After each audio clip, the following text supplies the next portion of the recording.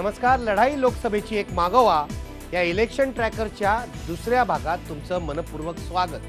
तुम्हाला माहिती आहे, काल आपण घेतला होता आढावा पश्चिम बंगाल, ओडिशा आणि बिहारचा.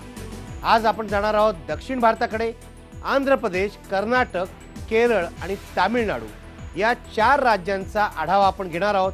आपल्या सोबत असणार आहेत आपले विश्लेषक डॉक्टर सुहास पळशीकर आणि आपल्या सोबत असणार आहेत विविध राजकीय पक्षांचे पाहुणे, त्यांचे प्रतिनिधी. काँग्रेस पक्षाचे प्रतिनिधी आज आपल्या सोबत येणार नाहीत असं त्यांनी कळवलेलं आहे. याचं कारण म्हणे काँग्रेस पक्षाचा या अशा प्रकारच्या ओपिनियन पोल्सना विरोध आहे. तुम्हाला माहिती आहे, काल काँग्रेस पक्षाचे खासदार हुसेन दलवाई आपल्या सोबत होते, पण आज अचानकपणे काँग्रेस पक्षाचं असं लक्षात आलं की अरे आपला विरोध आहे, आपला प्रतिनिधी कसा पाठवायचा. त्यामुळे त्यांनी ऐनवेळी कळवलेलं की आमचा प्रतिनिधी येणार नाही. पण भारतीय जनता पक्षाचे शेषाद्रीचारी आपल्या सोबत असणार आहेत. आम आदमी पक्षाचे रवी श्रीवास्तव आपल्या सोबत आहेत. कम्युनिस्ट पक्षाचे भालचंद्र कांगोई आपल्या सोबत असणार आहेत आणि मी मगाशी म्हटल्याप्रमाणे सुहास पळशीकर आपल्या सोबत आहेत. मी जाणार आहे आंध्र प्रदेशामध्ये. आंध्र प्रदेशापासून सुरुवात करणार आहे, पण 1 मिनिट तुम्हाला थांबवतो. सगळी ग्राफिक्स मी तुम्हाला दाखवणार आहे, पण त्याआधी पहिल्यांदा मी जाणार आहे सुहास पळशीकरांकडे. पळशीकर आपल्या सोबत आहेत, आपण बघू शकता. पळशीकर आपल्या सोबत आहेत. आणि पळशीकर, मला एवढंच तुम्हाला विचारायचं आहे, काल आपण पूर्व भारताचा आढावा घेतला होता. 3 राज्य पूर्व भारतातली आपण बघितली होती. दक्षिण भारताचं वेगळेपण काय आहे हे सर्वे बघण्यापूर्वी आपण जर आपल्या प्रेक्षकांना समजावून सांगितलं तर बरं होईल. दक्षिण भारत असं आपण जेव्हा म्हणतो तेव्हा ही जी 4 राज्य ज्यांची आज आपण चर्चा करणार आहोत, आंध्र प्रदेश, तमिळनाडू, केरळ आणि कर्नाटक, त्यांचा प्रामुख्याने आपण त्याच्यात समावेश करतो. आणि खरोखरच एक प्रदेश म्हणता येईल, एक रिजन म्हणता येईल, अशा पद्धतीने अनेक वेळेला या 4ही राज्यांचं वर्तन राहिलेलं आहे. पहिला भाग त्याच्यातला जो आहे तो असा की आंध्र प्रदेशचा काहीसा अपवाद जर सोडला तर भारतातल्या बऱ्यापैकी विकसित राज्यांमध्ये यांचा समावेश करता येईल. दुसरा म्हणजे दक्षिण आणि उत्तर अशी जेव्हा जेव्हा भारताच्या राजकारणाची आपण विभागणी करतो तेव्हा तेव्हा या 4ही राज्यांचं राजकीय वर्तन हे जवळपास एकसारखं राहिलेलं आहे. आणि त्याचं सगळ्यात ठळक उदाहरण म्हणजे 77 सालच्या आणीबाणीनंतर झालेल्या ऐतिहासिक निवडणुकीत. ज्या वेळेला उत्तर भारतामध्ये काँग्रेसचं पानिपत होत होतं त्यावेळेला दक्षिण भारतातल्या या राज्यांनी मात्र काँग्रेसला साथ दिली होती. हे या 4 राज्यांचं एक वेगळेपण म्हणून दाखवता येईल. हिंदी भाषिक प्रदेशापेक्षा ही राज्य वेगळी आहेत आणि भाषिक बदलाबरोबरच त्यांच्यामध्ये हिंदी भाषेबद्दल असलेला काहीसा संशयाची भावना, काहीसा विरोध, हे सुद्धा या राज्यांमधल्या राजकारणाचं एक महत्त्वाचं सूत्र समान म्हणून दाखवता येईल. आणि शेवटचं आपल्या आत्ताच्या चर्चेच्या दृष्टीने महत्त्वाचं म्हणजे अगदी अलीकडच्या काळापर्यंत या 4ही राज्यांमध्ये भारतीय जनता पक्षाचा फारसा शिरकाव झालेला नव्हता. मात्र आपल्याला हे माहिती आहे की कर्नाटकमध्ये अखेरीस भारतीय जनता पक्षाने दक्षिणेच्या राज्यांमधलं दार आपल्यासाठी खुलं करून घेतलं आणि एका टप्प्यावरती का होईना पण तिथे राज्यकारभार करण्यामध्ये यश मिळवलं. आज तिथे तो पक्ष सत्तेवर नाही, पण सर्वसाधारणपणे भाजपचं स्थान कमकुवत असलेला प्रदेश म्हणून या 4 राज्यांकडे बघता येईल. ही राजकीय पार्श्वभूमी लक्षात घेतल्यानंतर आपण थेट जाऊया आंध्र प्रदेशामध्ये. आंध्र प्रदेशामध्ये आज निवडणुका झाल्या तर काय घडेल ते आपण बघणार आहोत. कुणाला किती टक्के मतं मिळतील आंध्र प्रदेशामध्ये ते पहिल्यांदा बघूया. बघा पडद्यावर. काँग्रेसला 24% मतं मिळतील. तुम्हाला माहिती आहे इथे काँग्रेसची सत्ता आहे. भारतीय जनता पक्षाला 10% मतं मिळतील. YSR काँग्रेस, जगनमोहन रेड्डी ज्याचे नेते आहेत, या पक्षाला काँग्रेसपासून फुटून निघाले आहेत ते, या पक्षाला 22% मतं मिळतील. TDP, चंद्राबाबू नायडू यांच्या TDPला, तेलुगू देसम पार्टीला 21% मतं मिळतील. TRSला, स्वतंत्र तेलंगणाची मागणी घेऊन जे लढले त्या TRSला 11% मतं मिळतील आणि आम आदमी पक्षाला 2% मतं मिळतील. 10% मतं ही इतरांकडे जातील. पण सगळ्यात जास्ती मतं काँग्रेस, YSR काँग्रेस, TDP आणि भारतीय जनता पक्ष आणि TRS यांच्याकडे जाणार आहेत. आपण बघूया, पुढे जाऊया, पुढचं ग्राफिक बघूया. आंध्र प्रदेश सरकारची कामगिरी समाधानकारक आहे का? तुम्हाला माहिती असेल, काल आपण 3 राज्य बघितली होती. या 3ही राज्यांमध्ये म्हणजे ममता बॅनर्जी, नवीन पटनायक आणि नितीश कुमार या तिघांच्याही कामगिरीवर मतदार खुश होते. आंध्र प्रदेशामध्ये मात्र वेगळी परिस्थिती दिसते. बघा काय परिस्थिती आहे. किरण रेड्डी यांच्या सरकारच्या कामगिरीवर 55% लोक असमाधानी आहेत, 31% लोक समाधानी आहेत, 14% लोक माहीत नाही म्हणतायत, पण बहुसंख्य लोक असमाधानी आहेत. पुढे जाऊया. मुख्यमंत्र्यांची कामगिरी समाधानकारक आहे का असं आम्ही विचारलं. किरण कुमार रेड्डी यांच्या कामगिरीकडे लोक कसं पाहत आहेत बघा. 54% लोक असमाधानी आहेत, 37% लोक समाधानी आहेत, 9% माहीत नाही म्हणतायत, मात्र 54% लोक मुख्यमंत्र्यांच्या किरण कुमार रेड्डी यांच्या कामगिरीविषयी नाराज आहेत. ही गोष्ट महत्वाची. पुढे जाऊया. आंध्र प्रदेशमधल्या काँग्रेस सरकारला पुन्हा संधी द्यावी का या प्रश्नाचं उत्तर 56% लोकांनी नाही असं दिलेलं आहे. नाही असं दिलेलं आहे. आपण पुन्हा एकदा चर्चेला सुरुवात करूया. आपण दाखवलेलं आहे कशा प्रकारे आंध्र प्रदेशातलं काँग्रेस सरकार अतिशय अलोकप्रिय ज्याला म्हणता येईल असं झालेलं आहे. लोकांना हे सरकार पुन्हा नको आहे. मी रवी श्रीवास्तव यांच्यापासून चर्चेला सुरुवात करणार आहे. रवी श्रीवास्तव, एकूणच काँग्रेसची लोकप्रियता घटताना दिसते. आपण कालही पाहिलं होतं बिहार, ओरिसा आणि पश्चिम बंगालमध्ये सुद्धा या पक्षाला फारसं काही हाती लागत नाहीये. पण दक्षिण भारतातल्या पहिल्या राज्यामध्ये आंध्र प्रदेशामध्ये काँग्रेसचं सरकारच लोकांना नको आहे. इथले मुख्यमंत्री सुद्धा लोकांच्या मनातून उतरलेले दिसत आहेत. काय म्हणाल? कांग्रेस का लगभग पतन जो है वो सभी राज्यों के अंदर शुरू हो चुका है, जैसा कि आप कल भी देख चुके हैं। और आज जो आपने सबसे पहले 4 दक्षिण के राज्यों का विवरण निकाला है ये ट्रैकर से, इसमें ये जो अभी जो तेलंगाना को लेकर के जो वहाँ पर एक भीषण एक तरीके का मैं कहूँगा कि एक गृह युद्ध जैसा चल रहा है आंध्र प्रदेश के अंदर। सरकार बिल्कुल ठप पड़ी हुई है, कोई निर्णय नहीं हो पा रहे हैं, ना कोई वहाँ पर किसी तरह के बड़े प्रोजेक्ट्स आ पा रहे हैं और उसको लेकर के वहाँ पे घोर असंतोष है। और किरण कुमार रेड्डी जो इस समय के वहाँ के मुख्यमंत्री हैं वो स्थिति को बिल्कुल भी काबू में लाने में सक्षम नहीं है। और ऐसा ही आपके 2 जो सर्वे पहले आपने किए हैं उनमें ये दिखाई दे रहा है कि ना लोग सरकार के काम से संतुष्ट हैं और ना ही लोग मुख्यमंत्री के काम से संतुष्ट जी. रवी श्रीवास्तव यांचं म्हणणं आहे की सरकारच नीट चाललेलं आहे, लोक संतुष्ट कसे असणार. मी जातोय दिल्लीला. भारतीय जनता पक्षाचे ज्येष्ठ नेते शेषाद्रीचारी आपल्या सोबत आहेत. शेषाद्रीजी, काल आम्ही पूर्वेकडची राज्य बघितली होती, पश्चिम बंगाल, ओडिशा आणि बिहार. यामधल्या मुख्यमंत्र्यांच्या कामगिरीवर तिथले लोक समाधानी होते, पण आंध्र प्रदेशामध्ये नेमकी उलटी परिस्थिती दिसते. काय म्हणाल? हे तर स्वाभाविक आहे, कारण आंध्र प्रदेशमधला जो मुख्यमंत्री आहे त्याचा एकूण जे राजकीय भवितव्य आहे त्याचा ते ठरवणारे केंद्र आहेत, म्हणजे राज्य नाही आहे एक. तर दुसरं, राज्यामध्ये जे अनेक मुद्दे आहेत त्यापेक्षा सर्वात मोठा जो मुद्दा तेलंगणाचा मुद्दा आहे. राज्यामध्ये कदाचित अशी एक स्थिती आहे की राज्यातले जे लोक आहेत त्यातले निम्मे लोक असे आहेत ज्यांना तेलंगणा नको आहे आणि काही असे आहेत ज्यांना तेलंगणा आणि त्याचं ते नवीन राज्य हवं आहे. अशा स्थितीत किरण कुमार रेड्डींनी स्पष्टपणे असं म्हटलं आहे की ते तेलंगणाच्या विरोधात आहेत आणि एक राज्य हवं आहे त्यांना. आंध्र प्रदेशच्या फाळणीला ते तयार नाही आहेत एक अर्थी. त्यामुळे आणि पण केंद्र त्याच्या बिलकुल विरुद्ध आहे, म्हणजे एकाच पक्षाचा केंद्र आणि त्याच पक्षाचा राज्य आणि या केंद्रानेच त्यांना मुख्यमंत्री घोषित केलं आहे एका अर्थी म्हटलं तर. अशा परिस्थितीत त्यांना फक्त राज्यामधले काही लोकांचा विरोध नसून राज्यामधले जे अन्य पक्ष आहेत त्याचाही विरोध आहे आणि तसंच केंद्राकडून सुद्धा त्यांना विरोध आहे, त्यांचाच पक्षाचा केंद्राचा त्यांना विरोध आहे.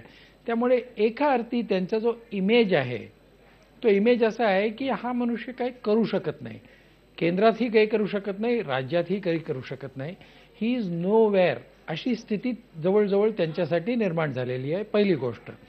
याशिवाय एकूण जे करप्शन आणि बाकी सगळे जे मुद्दे आहेत जे काँग्रेसला इतर ठिकाणी लागू पडतात ते सगळे मुद्दे ह्यांनाही लागू पडतात. बिहार आणि ओरिसामध्ये काँग्रेसच्या जो करप्शनचा मुद्दा आहे किंवा काँग्रेसचे जे मायनस पॉईंट्स आहेत त्याच्या खापर बिहार आणि ओरिसाच्या मुख्यमंत्र्यांच्या डोक्यावर फोडलं जात नाही.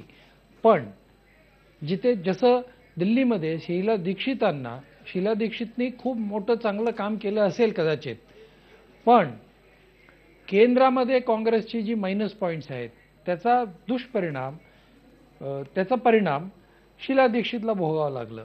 तसंच अँटी इन्कम्बन्सी फॅक्टर जे केंद्रासाठी काँग्रेससाठी आहे, केंद्रामध्ये काँग्रेससाठी आहे, त्याचा खापर आंध्र प्रदेशच्या मुख्यमंत्र्यांच्या डोक्यावर फोडलं जाईल. म्हणून 56% लोक तिथे म्हणतात आम्हाला काँग्रेस नको आहे, आणि 54% लोक म्हणतात की Kiran Kumar Reddy is a failure, म्हणजे Kiran Kumar Reddy is not a successful chief minister, असं 54 लोक म्हणत आहेत. म्हणजे जवळजवळ 50%हून अधिक लोकांचे मतं आता जवळजवळ निश्चित झालेले आहेत. ह्याचं कारण हे दोन आहेत. अगदी बरोबर आहे. मी जाणार आहे भालचंद्र कांगोंकडे. भालचंद्र कांगो, तुम्ही जर हा सर्वे बघितलात तर यामध्ये YSR काँग्रेसला 22% मतं मिळत आहेत आणि काँग्रेसला 24% मतं मिळण्याची शक्यता आहे. याचा अर्थ काय घ्यायचा? जे जगनमोहन रेड्डी आहे यांना गमावून, यांना पक्षाबाहेर काढून काँग्रेसनं फार मोठी चूक केलेली आहे. आंध्र प्रदेशमध्ये तेलंगणाचा प्रश्न हा या लोकसभा निवडणुकीमध्ये सर्वात महत्त्वाचा प्रश्न राहणार आहे. आणि काँग्रेसची अडचण अशी होती की UPA 1 पासूनच तेलंगणाचं कमिटमेंट त्यांनी दिलेलं होतं. आणि दुसरीकडे आपण बघितलं तर PRS हा काँग्रेसमधूनच फुटून निघालेला पक्ष आहे आणि YSR रेड्डी हा देखील काँग्रेसमधूनच फुटून बाहेर पडलेला पक्ष आहे. म्हणजे हा एक असा प्रांत आहे की जिथे काँग्रेसची मोठी शक्ती असून देखील त्याचे 3 तुकडे झालेले आहेत. अशा परिस्थितीत काँग्रेसनी तेलंगणाची घोषणा करून TRSनी जे काय कमिटमेंट दिलं होतं की जर तेलंगणा झाला तर आम्ही काँग्रेसमध्ये पुन्हा मर्ज होऊ, म्हणजे काँग्रेसनी तेलंगणा आपल्याबरोबर ठेवण्याचा एक प्रयत्न केलेला आहे. याचं कारण पुन्हा असं आहे की भारतीय जनता पार्टीने तेलंगणाला समर्थन दिलं होतं आणि मग TRS आणि भाजप जर एकत्र आले तर तेलंगणा पण राहत नाही आणि दुसरीकडे आंध्र प्रदेशमध्ये देखील आपण राहत नाही. आणि म्हणून अत्यंत मला असं वाटतं ह्या सगळ्या गोष्टींची जाणीव ठेवूनच काँग्रेसनी तेलंगणाच्या बाजूने उभं राहायचं ठरवलेलं आहे. कारण का भारतीय जनता पार्टीची अडचण अशी आहे की ते प्रो तेलंगणा असल्यामुळे त्यांना आंध्र प्रदेशमध्ये काही स्थान नाही आणि आंध्र प्रदेशमध्ये त्यांच्याबरोबर जाऊ शकणारा जो पक्ष आहे TDP त्याची पॉप्युलॅरिटी पण सध्या कमी झालेली आहे. त्यामुळे आंध्र प्रदेशमध्ये BJPला जागा मिळणार नाहीत, तिथे YSR किंवा बाकीचा थोडंफार काँग्रेसला मिळू शकतील आणि तेलंगणामध्ये आपण जास्तीत जास्त जागा काढून घेऊ आणि आंध्र प्रदेशमध्ये BJPला शिरकाव करून देणार नाही. अशा प्रकारची ही रचना असल्यामुळे तुमचे जे आकडे आहेत ते जवळजवळ काँग्रेसच्या अनालिसिसच्या बरोबर जात आहेत. काँग्रेसचा मुख्यमंत्री काही करूच शकणार नाही कारण स्वतः काँग्रेस पक्षातले लोकच असेंब्ली चालवून देत नाही. एकमेकांच्या विरुद्ध केंद्रीय मंत्री सतत राजीनाम्याच्या धमक्या देतात. म्हणजे राज्यसभा आणि पार्लमेंटमध्ये आंध्र प्रदेशच्या MP गडबड करतात, त्या असेंब्लीमध्ये काय करतील. पण तरीही काही जरी झालं तरी काँग्रेस हा आंध्रमध्ये डिवायडेड पार्टी झालेली आहे आणि डिवायडेड जरी असली तरी तेलंगणा जर त्यांनी लोकसभेच्या आधी जाहीर केला आणि करून घेतला तर मला असं वाटतं की थोडीफार काँग्रेसची जी पत आहे ती सावरून काहीतरी टक्कर देण्यात पण जागा त्या आंध्र प्रदेशमध्ये काढू शकतील असाच तुमचा सर्वे दाखवतोय असं माझं असेसमेंट आहे. आपण डॉक्टर पळशीकरांकडे जाऊया. पळशीकर, आत्ता जे भालचंद्र कांगो म्हणतायत की काँग्रेसला 24%, YSR काँग्रेसला 22% आणि TRSला 11%, म्हणजे ही सगळी मतं जी आहेत 24, 22 आणि 11 ही मूळची काँग्रेसची मतं आहेत. ती विभागली गेल्यामुळे आज राजकीय पेच त्या राज्यामध्ये निर्माण झाला आहे आणि काँग्रेस अडचणीत सापडलेला आहे असं त्यांचं म्हणणं आहे. तुम्ही कसं बघताय याकडे? ते खरं आहे, फक्त प्रश्न असा आहे की ही परिस्थिती काँग्रेसनी स्वतःवर ओढून घेतली आहे का? 2004 मध्ये आणि 2009 मध्ये काँग्रेसला जो विजय मिळाला देशामध्ये सुद्धा, त्याच्यात एक मोठा वाटा हा आंध्र प्रदेशचा होता, हे लक्षात ठेवलं पाहिजे. भरघोस मतं आणि मोठ्या प्रमाणावर जागा या काँग्रेसला आंध्र प्रदेशने दिलेल्या होत्या. त्याच्यानंतर 2 गोष्टी घडलेल्या आहेत. त्यातल्या एका गोष्टीचा उल्लेख आतापर्यंत झालेला आहे की गेली 4 वर्ष जवळपास आंध्र प्रदेशच्या संपूर्ण राजकारणावर आणि सार्वजनिक जीवनावर तेलंगणच्या प्रश्नाची छाया पडलेली आहे. तो एक प्रश्न आहे.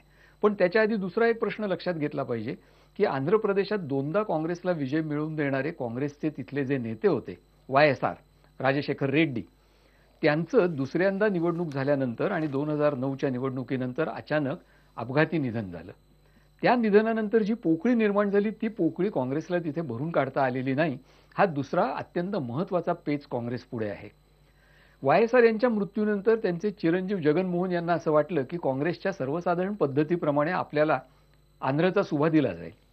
पण त्यांनी ज्या घाईगर्दीने आंध्रचा ताबा घेण्याचा प्रयत्न केला त्याचा परिणाम असा झाला की केंद्रीय नेतृत्व आणि जगनमोहन यांच्यामध्ये वितुष्ट आलं आणि त्याचा परिणाम म्हणून आंध्र प्रदेशमध्ये आज YSR यांची स्वतंत्र म्हणजे YSR काँग्रेस या नावाने वडिलांच्या नावाने त्यांनी काँग्रेस पक्ष काढलेला आहे.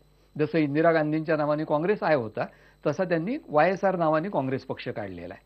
त्याला फार मोठ्या प्रमाणावर पाठिंबा आणि सहानुभूती YSR राजशेखर रेड्डी यांच्याबद्दलची असलेली याचा फायदा मिळतोय. याचा परिणाम काँग्रेसचं तिथलं खच्चीकरण व्हायला हातभार लागला. दुसरा प्रश्न तेलंगणाचा आहे. भारतातलं भाषेच्या आधारावर भांडण करून आणि अत्यंत तीव्र आंदोलन करून झालेलं पहिलं राज्य म्हणजे आंध्र प्रदेश आहे. आणि आज गंमत अशी आहे, दैवदुर्विलास असा आहे की त्याच आंध्र प्रदेशातल्या एका भागाचा स्वतंत्र राज्य निर्माण करण्याचा घोळ हा गेली 7-8 वर्षे तरी किमान चाललेला आहे. तेलंगणा जर 2 वर्षापूर्वी झालं असतं तर कांगो म्हणतात त्याप्रमाणे काँग्रेसला आपली परिस्थिती किमान पक्षी तेलंगणामध्ये सुधारण्याची मोठी संधी मिळाली असती. काँग्रेसने त्याला आतोनात वेळ लावला आणि आता कदाचित कसंबसं लोकसभा निवडणुकीच्या आधी तेलंगणा होऊ शकेल. ते झालं तर मात्र आपल्या सर्वेक्षणातही हे दिसतंय की तेलंगणामध्ये काँग्रेसला आपण तेलंगणा राज्य मिळवलं असा दावा करून काही प्रमाणात आपलं बस्तान बसवता येईल. तिथे भाजप नाही, तिथे TDP नाही, त्यामुळे तिथे मुख्यतः TSR तेलंगणा राष्ट्र समिती आणि काँग्रेस या दोघांमध्ये स्पर्धा असेल आणि त्यामुळे तेलंगणामध्ये काँग्रेसला काही प्रमाणात तरुण जाता येईल. त्याच्या बदल्यात उर्वरित आंध्र, ज्याला सीमांध्र असं आत्ता सध्या म्हणतायत, त्याचा बळी मात्र काँग्रेसला अपरिहार्यपणे द्यावा लागणार आहे. त्यामुळे हा काँग्रेसनी स्वतः ओढवून घेतलेला पेच प्रसंग आहे असं मला वाटतं. काँग्रेसने ओढवून घेतलेलं हे संकट आहे. आणखी आपण बघणार आहोत ब्रेक नंतर कशा प्रकारे या टक्केवारीचं परिवर्तन सीट्समध्ये होणार आहे. सीट प्रोजेक्शन मी तुम्हाला ब्रेक नंतर दाखवणार आहे आणि UPA सरकारची लोकप्रियता आंध्र प्रदेशात काय आहे याचाही अंदाज देणार आहे. ब्रेक नंतर पुन्हा भेटूया.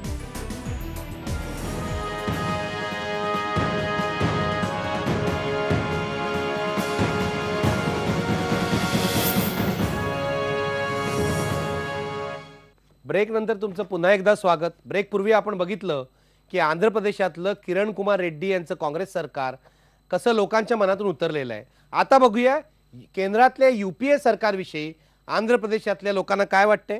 बघा पडद्यावर. UPA सरकारला पुन्हा संधी द्यावी का असा प्रश्न आम्ही विचारला. 45% लोक सांगतायत की अशी संधी देऊ नये. 43% लोक माहीत नाही असं म्हणतायत. हो म्हणणारे लोक फक्त 12% आहेत. पुढे जाऊया. पंतप्रधान कोण व्हावा. 22% लोकांनी कौल दिलाय नरेंद्र मोदींना. राहुल गांधींना 15% लोकांनी कौल दिलेला आहे. जगनमोहन रेड्डी यांना 1% मतं मिळालेली आहेत. चंद्राबाबू नायडू 1%. मी इथे तुमच्या लक्षात आणून देऊ इच्छितो की कालही तिन्ही राज्यांचा जो सर्वे आपण दाखवला त्या सर्वेमध्ये नरेंद्र मोदींनाच पहिल्या क्रमांकाची मतं तिन्ही राज्यांमध्ये म्हणजे बिहार, पश्चिम बंगाल आणि ओडिशा या तिन्ही राज्यांमध्ये मिळाली होती. आपण आता पुढे बघणार आहोत सीट प्रोजेक्शन काय आहे. बघा पडद्यावर. आंध्र प्रदेशात एकूण जागा आहेत लोकसभेच्या 42. YSR काँग्रेसला 11 ते 19 जागा मिळू शकतात. तेलुगू देसम पक्षाला 9 ते 15, काँग्रेसला 5 ते 9, TRSला 4 ते 8 आणि इतरांना 0 ते 4. YSR काँग्रेसला सगळ्यात जास्त म्हणजे 11 ते 19 जागा मिळू शकतात. आपण चर्चेला सुरुवात करणार आहोत शेषाद्री चारी यांच्यापासून.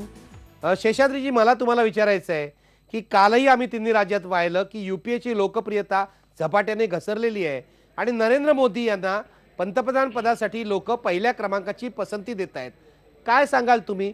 भाजप याकडे कसं पाहतंय. नाही, हा पॉझिटिव्ह ट्रेंड आहे. याच्यात दोन्ही पॉझिटिव्ह आणि एक चिंताजनक विषय पण आहे. कसं आहे माहिती आहे का, नरेंद्र मोदींना जसं आता आपण म्हटलं तसं आंध्र प्रदेशामध्ये सुद्धा 22% लोक नरेंद्र मोदीला पंतप्रधान म्हणून पाहायला तयार आहेत. 22% आणि त्या उलट 15% राहुल गांधीला. पण ह्याला तुम्ही जक्स्टपोज करा काँग्रेस नको असं म्हणणारे 56%. पण हे जे 56% लोक जे काँग्रेस नको असं म्हणतायत ते त्यापैकी 22% लोक नरेंद्र मोदीला पंतप्रधान म्हणून स्वीकारायला तयार आहेत. पण जसं आपल्या ह्याच्या ब्रेकच्या अगोदर असं म्हटलं गेलं की आंध्र प्रदेश हा एक इम्पॉर्टंट स्टेट आहे. त्याचं कारण 2004 साली NDA सरकार जाण्याचं एक सर्वात मोठं कारण आंध्र प्रदेश होता. आंध्र प्रदेशमधलं तेलुगू देसम पार्टीला 0 आणि ADMK जयललितेचा पार्टीला तमिळनाडूमध्ये 0 मिळाल्यामुळे त्यांच्या एकूण अनुपस्थितीमुळे NDAला म्हणजे BJPला सरकार गमवावं लागलं. अशा अवस्थेत आंध्र प्रदेश आणि तमिळनाडू ह्या दोन्ही राज्य BJP किंवा BJPला सहाय्यक असलेल्या दलामध्ये कडे राहणं अधिक सोयीस्कर आपल्याला. त्यामुळे मला असं वाटतं की नरेंद्र मोदीसाठी जो एक पाठिंबा आहे, नरेंद्र मोदीचा प्रचारासाठी नरेंद्र मोदी पंतप्रधान व्हावं असं विचार करणाऱ्यांची संख्या जर वाढली तर कदाचित भाजपला सीट मिळतील सुद्धा. पण भाजप बरोबर ज्या पक्षाबद्दल लोकांना असं वाटतं की ह्यांच्यामुळे भाजप सरकारवर येण्याची शक्यता आहे, ह्यांच्यामुळे नरेंद्र मोदी सत्तेवर येण्याची शक्यता आहे, असे जे पार्टीज आहेत त्यांना देखील सीट्स जास्त मिळू शकतात. या पद्धतीने जर आपण पाहिलं तर याच्यामुळे YSR आणि तेलुगू देसम पार्टी आणि TRS हे तिघे जे आहेत त्यांनी केव्हा तरी अधूनमधून असेही स्टेटमेंट्स दिलेले आहेत की नरेंद्र मोदी काय वाईट नाही, आम्ही नरेंद्र मोदी बरोबर बिझनेस करू शकतो, नरेंद्र मोदी पंतप्रधान झाले तरी चालेल आम्हाला, असं त्यांनी म्हटलंय. म्हणजे जसं ओरिसामध्ये मुख्यमंत्र्यांनी म्हटलंय की नरेंद्र मोदी बिलकुल नको, किंवा बिहारमध्ये मुख्यमंत्र्यांनी म्हटलं नरेंद्र मोदी नको, असं या लोकांनी स्टेटमेंट आतापर्यंत दिलेलं नाही. त्यामुळे मला असं वाटतं की हा एक पॉझिटिव्ह ट्रेंड आहे. नरेंद्र मोदीचं पर्सेंटेज आता जसं 22% आहे ते 25 किंवा 30 किंवा 35 पर्यंत जाण्याची शक्यता आहे. अशा स्थितीत भाजपलाही उपयोगी आहे आणि भाजप बरोबर आज निवडणुकीपूर्वी किंवा निवडणुकीनंतर येऊ शकतात अशा ज्या दल आहेत त्यांच्यासाठी सुद्धा हा उपयोगी आहे. It's a positive trend. बरोबर आहे. सकारात्मक दृष्ट्या तुम्ही बघताय या सगळ्या ट्रेंडकडे. पण भालचंद्र कांगो, याचा अर्थ असा होतो की इथे भाजपला नवे मित्र मिळू शकतात. YSR काँग्रेसचे जगनमोहन रेड्डी यांनी नरेंद्र मोदींची भेट घेतलेली आहे. TDP तर NDA मध्ये होतीच आणि TRS सुद्धा काय करेल सांगता येत नाही. तुम्हाला वाटतं हे तिन्ही पक्ष जे आहेत ते NDA बरोबर जाऊ शकतात? तीन गोष्टी आहेत ह्याच्यामध्ये. पहिली गोष्ट अशी आहे की काँग्रेसचं देशामध्येच काँग्रेस सरकार येणार नाही ह्याचे इंडिकेशन इतके क्लिअर आहेत की काँग्रेसच्या बरोबर असलेले, काँग्रेसच्या बरोबर नसलेले सगळेच पक्ष आपले ऑप्शन ओपन ठेवू पाहतात. परंतु TDPला जो अनुभव आला 2004 मध्ये भारतीय जनता पार्टी बरोबर जाऊन त्यांच्या जागा शून्य झाल्या, एकच जागा मला वाटतं आली होती, आणि त्यामुळे त्यांना अलायन्सेस करताना त्यांना डाव्यांच्याकडे यावं लागलं होतं. आणि त्यामुळे आंध्र प्रदेशच्या तुमच्या या सगळ्या सर्व्हेमध्ये अलायन्सेस कसे होतात ह्याला फार महत्त्व राहणार आहे. म्हणजे समजा TDP आणि डाव्यांचा अलायन्स झाला तर वेगळं चित्र येईल, काँग्रेस आणि TRSचा अलायन्स झाला तर वेगळं चित्र येईल. YSR बरोबर शक्यता अशी आहे की CPMनी पोझिशन घेतलेली तेलंगणाबद्दल काहीच, म्हणून YSR त्यांच्याबरोबर जाण्याची शक्यता असली तर त्यांचं एक वेगळं चित्र होईल. म्हणजे परमिटेशन कॉम्बिनेशन करून आपल्या जागा कशा आणायच्या आणि आणल्यानंतर आपले ऑप्शन ओपन ठेवायचे या दृष्टीने नरेंद्र मोदीकडे बघितलं जातं. हे मी पहिल्यांदा सांगेन. आंध्र प्रदेशमध्ये BJPची टक्केवारी, BJPला बरोबर घेऊन आपण जागा जिंकू शकू असा आत्मविश्वास अजून काही त्या ठिकाणी आलेला नाही. म्हणून निश्चितपणे मला असं वाटतंय की तिथे BJPला अडचणीत आणण्यासारखी परिस्थिती आहे. हा एक भाग आहे.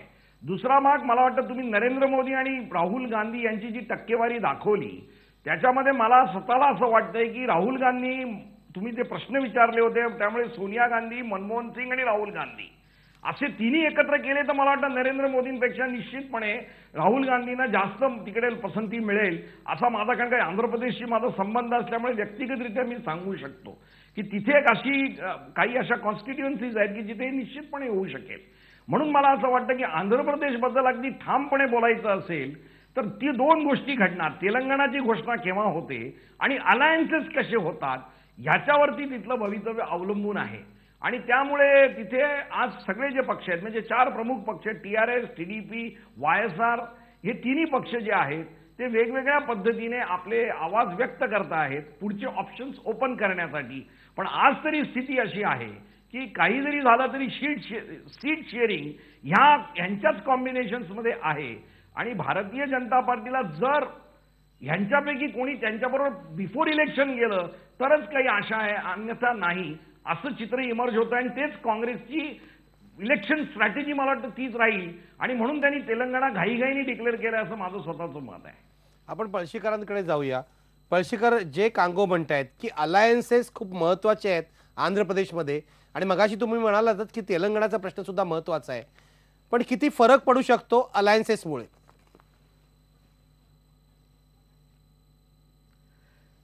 अलायन्सेसमुळे फरक पडेल हे नक्की आहे, पण मला असं वाटतं की आत्ताच्या घडीला तिथे फारशा आघाड्या होणार नाहीत. आपल्या सर्वेक्षणात सुद्धा हा प्रश्न विचारलेला होता की कोणी कोणत्या पक्षाबरोबर गेलेलं आवडेल. त्याला जे उत्तर मिळालेलं आहे ते असं आहे की मुख्यतः भाजप आणि TDP या दोन पक्षांच्या पाठीराख्यांना असं वाटतं की त्यांनी एकत्र यावं. TRS किंवा YSR काँग्रेस यांच्या पाठीराख्यांना मात्र ना भाजपबरोबर जावं असं वाटतं ना काँग्रेसबरोबर जावं असं वाटतं. हे जर लक्षात घेतलं तर मला स्वतःला असं वाटतं की निवडणुकीनंतर आघाड्या करण्याचे, आत्ता कांगोई म्हणले त्याप्रमाणे, ऑप्शन ओपन ठेवून निवडणुकीनंतर काय परिस्थिती येईल त्याच्यावरती बरंच मूल्यमापन केलं जाईल. दुसरं मला असंही वाटतं की विधानसभेची निवडणूक आणि लोकसभेची निवडणूक ही एकाच वेळेला होणार का नाही याच्यावर बऱ्याच गोष्टी अवलंबून राहतील. कारण जर विधानसभेची निवडणूकही आत्ता होणार असेल तर भाजपबरोबर कांगो म्हणले त्याप्रमाणे फारसं कोणी जायला तयार होणार नाही. त्याच्याऐवजी लोक असा विचार करतील की निवडणुकीनंतर तडजोडी करूयात. YSR काँग्रेस काय किंवा TRS आता कमी महत्त्वाचा आहे, पण YSR काँग्रेस विशेष करून हा असा एक पक्ष आहे की ज्याला आंध्रच्या आणि तिथल्या संपूर्ण त्यांच्या स्वतःच्या राजकीय आधाराच्या पलीकडचं कोणतंही राजकारण नाही, आणि त्यामुळे तो कुणाही बरोबर जाऊ शकेल असा पक्ष आहे. आणि जर त्याचे 15 किंवा 20 खासदार आत्ताच्या सर्वेक्षणात जे प्रोजेक्शन आहे त्याच्याप्रमाणे निवडून येत असले तर त्यांच्याकडे एक हुकमी ताकद असणार आहे की ज्या ताकदीच्या आधारे ते नंतर वाटाघाटी करू शकतील. आणि त्यामुळे मला असं दिसतं की आत्ता निवडणूक पूर्व आघाड्या करण्यापेक्षा निवडणुकीनंतर आघाडी करणं हे YSR काँग्रेस तरी निदान पसंत करेल. मी ब्रेक घेणार आहे, पण ब्रेकवर जाण्यापूर्वी मला रवी श्रीवास्तव यांच्याकडे जायचं आहे. रवी श्रीवास्तव, काल आपण पाहिलं होतं की आम आदमी पक्ष हा जो वाढीला लागलेला आहे तो दिल्ली, हरियाणा, बिहार, उत्तर प्रदेश, पंजाब या भागात लागलेला आहे. दक्षिण भारतामध्ये या पक्षाचं विशेष अस्तित्व दिसत नाही. इथे फक्त 2% मतं तुमच्या वाट्याला येत आहेत. काय सांगाल? बिल्कुल, आपका सर्वे जो है वो अभी तक जैसा बताता है वो ठीक है कि आंध्र प्रदेश के अंदर आम आदमी पार्टी की कोई बहुत बड़ी उपस्थिति नहीं है. पर एक मैं इसके अंदर आपका एक ऑब्जर्वेशन मैं आपको बताना चाहता हूं, और वो ये है कि आप देखेंगे कि सिवाय कांग्रेस और भाजपा इसके अलावा कोई ऑप्शन न होने की वजह से पूरे देश के अंदर कई जगहों पे ऐसा वातावरण बन जाता है कि या तो नरेंद्र मोदी चाहिए या राहुल गांधी चाहिए, और इसके अलावा तीसरा कोई ऑप्शन अवेलेबल ही नहीं है. जो हैं वो बहुत छोटे हैं. तो हमारा ये कहना है कि इन आम आदमी पार्टी इस ब्लैंक को भरने के लिए पूरे देश के अंदर अपनी उपस्थिति दर्ज करवाने वाली है, और इस राज्य के अंदर भी हम लोग काम कर रहे हैं. और हमारी उपस्थिति भी आपके सर्वे आगे 1-2 महीनों के अंदर जो आएंगे तो आपको पता लगेगा कि अब आम आदमी पार्टी भी वहां पर एक फोर्स टू रेकन विथ जिसको बोलते हैं वो बनने की हालत में आ रही है. आम आदमी पार्टी वाढेल असं म्हणतायत रवी श्रीवास्तव. पण शेवटी मला इतकंच सांगायचं आहे की आंध्र प्रदेशामधलं चित्र जे आहे ते गुंतागुंतीचं आहे. YSR काँग्रेसला 11 ते 19 जागा मिळू शकतात, TDPला 9 ते 15, TRSला 4 ते 8, काँग्रेसला 5 ते 9 आणि इतरांना 0 ते 4. निवडणुकीनंतर कोण कुणाबरोबर जातो यावर बऱ्याच गोष्टी अवलंबून असतील. आपण आता एक ब्रेक घेणार आहोत आणि ब्रेक नंतर जाणार आहोत पुढच्या राज्यात.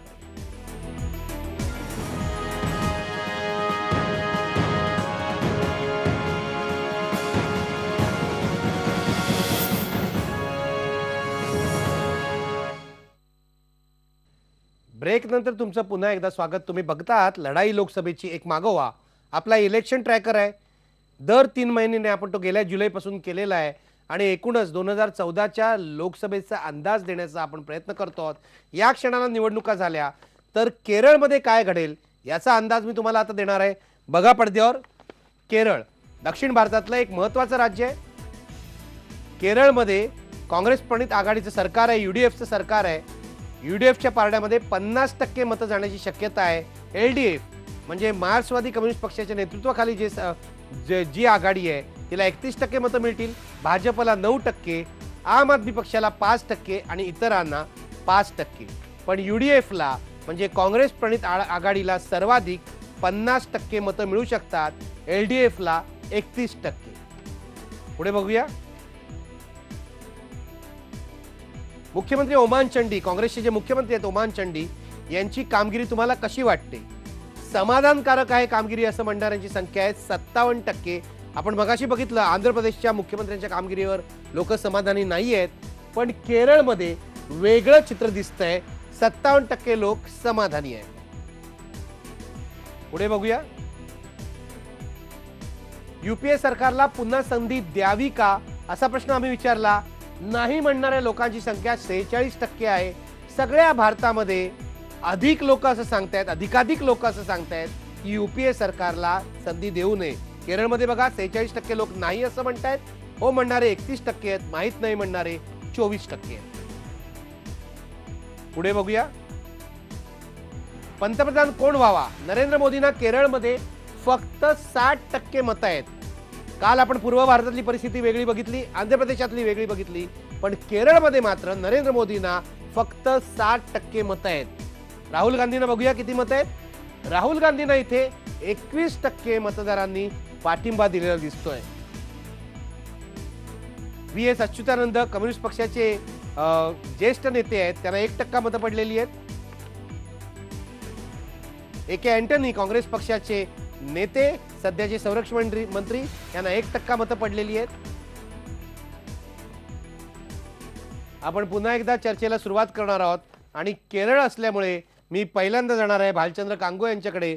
भालचंद्र कांगो, आपण बघितलं गेल्या वेळेला इथे काँग्रेस प्रणित आघाडीचं सरकार आलं होतं, परिस्थितीत फारसा बदल झालेला दिसत नाहीये. काय म्हणाल याबद्दल? 50% मतं मिळत आहेत UDFला आणि LDFला 31%. परिस्थिती का बदललेली नाहीये? नाही, मला असं वाटतं की आकड्यांमधला दुसरा तिसरा जो फॅक्टर तुम्ही सांगितला की UPAचं सरकार यावंसं वाटतं का, तर 46% मतं नाही म्हणून सांगतायत.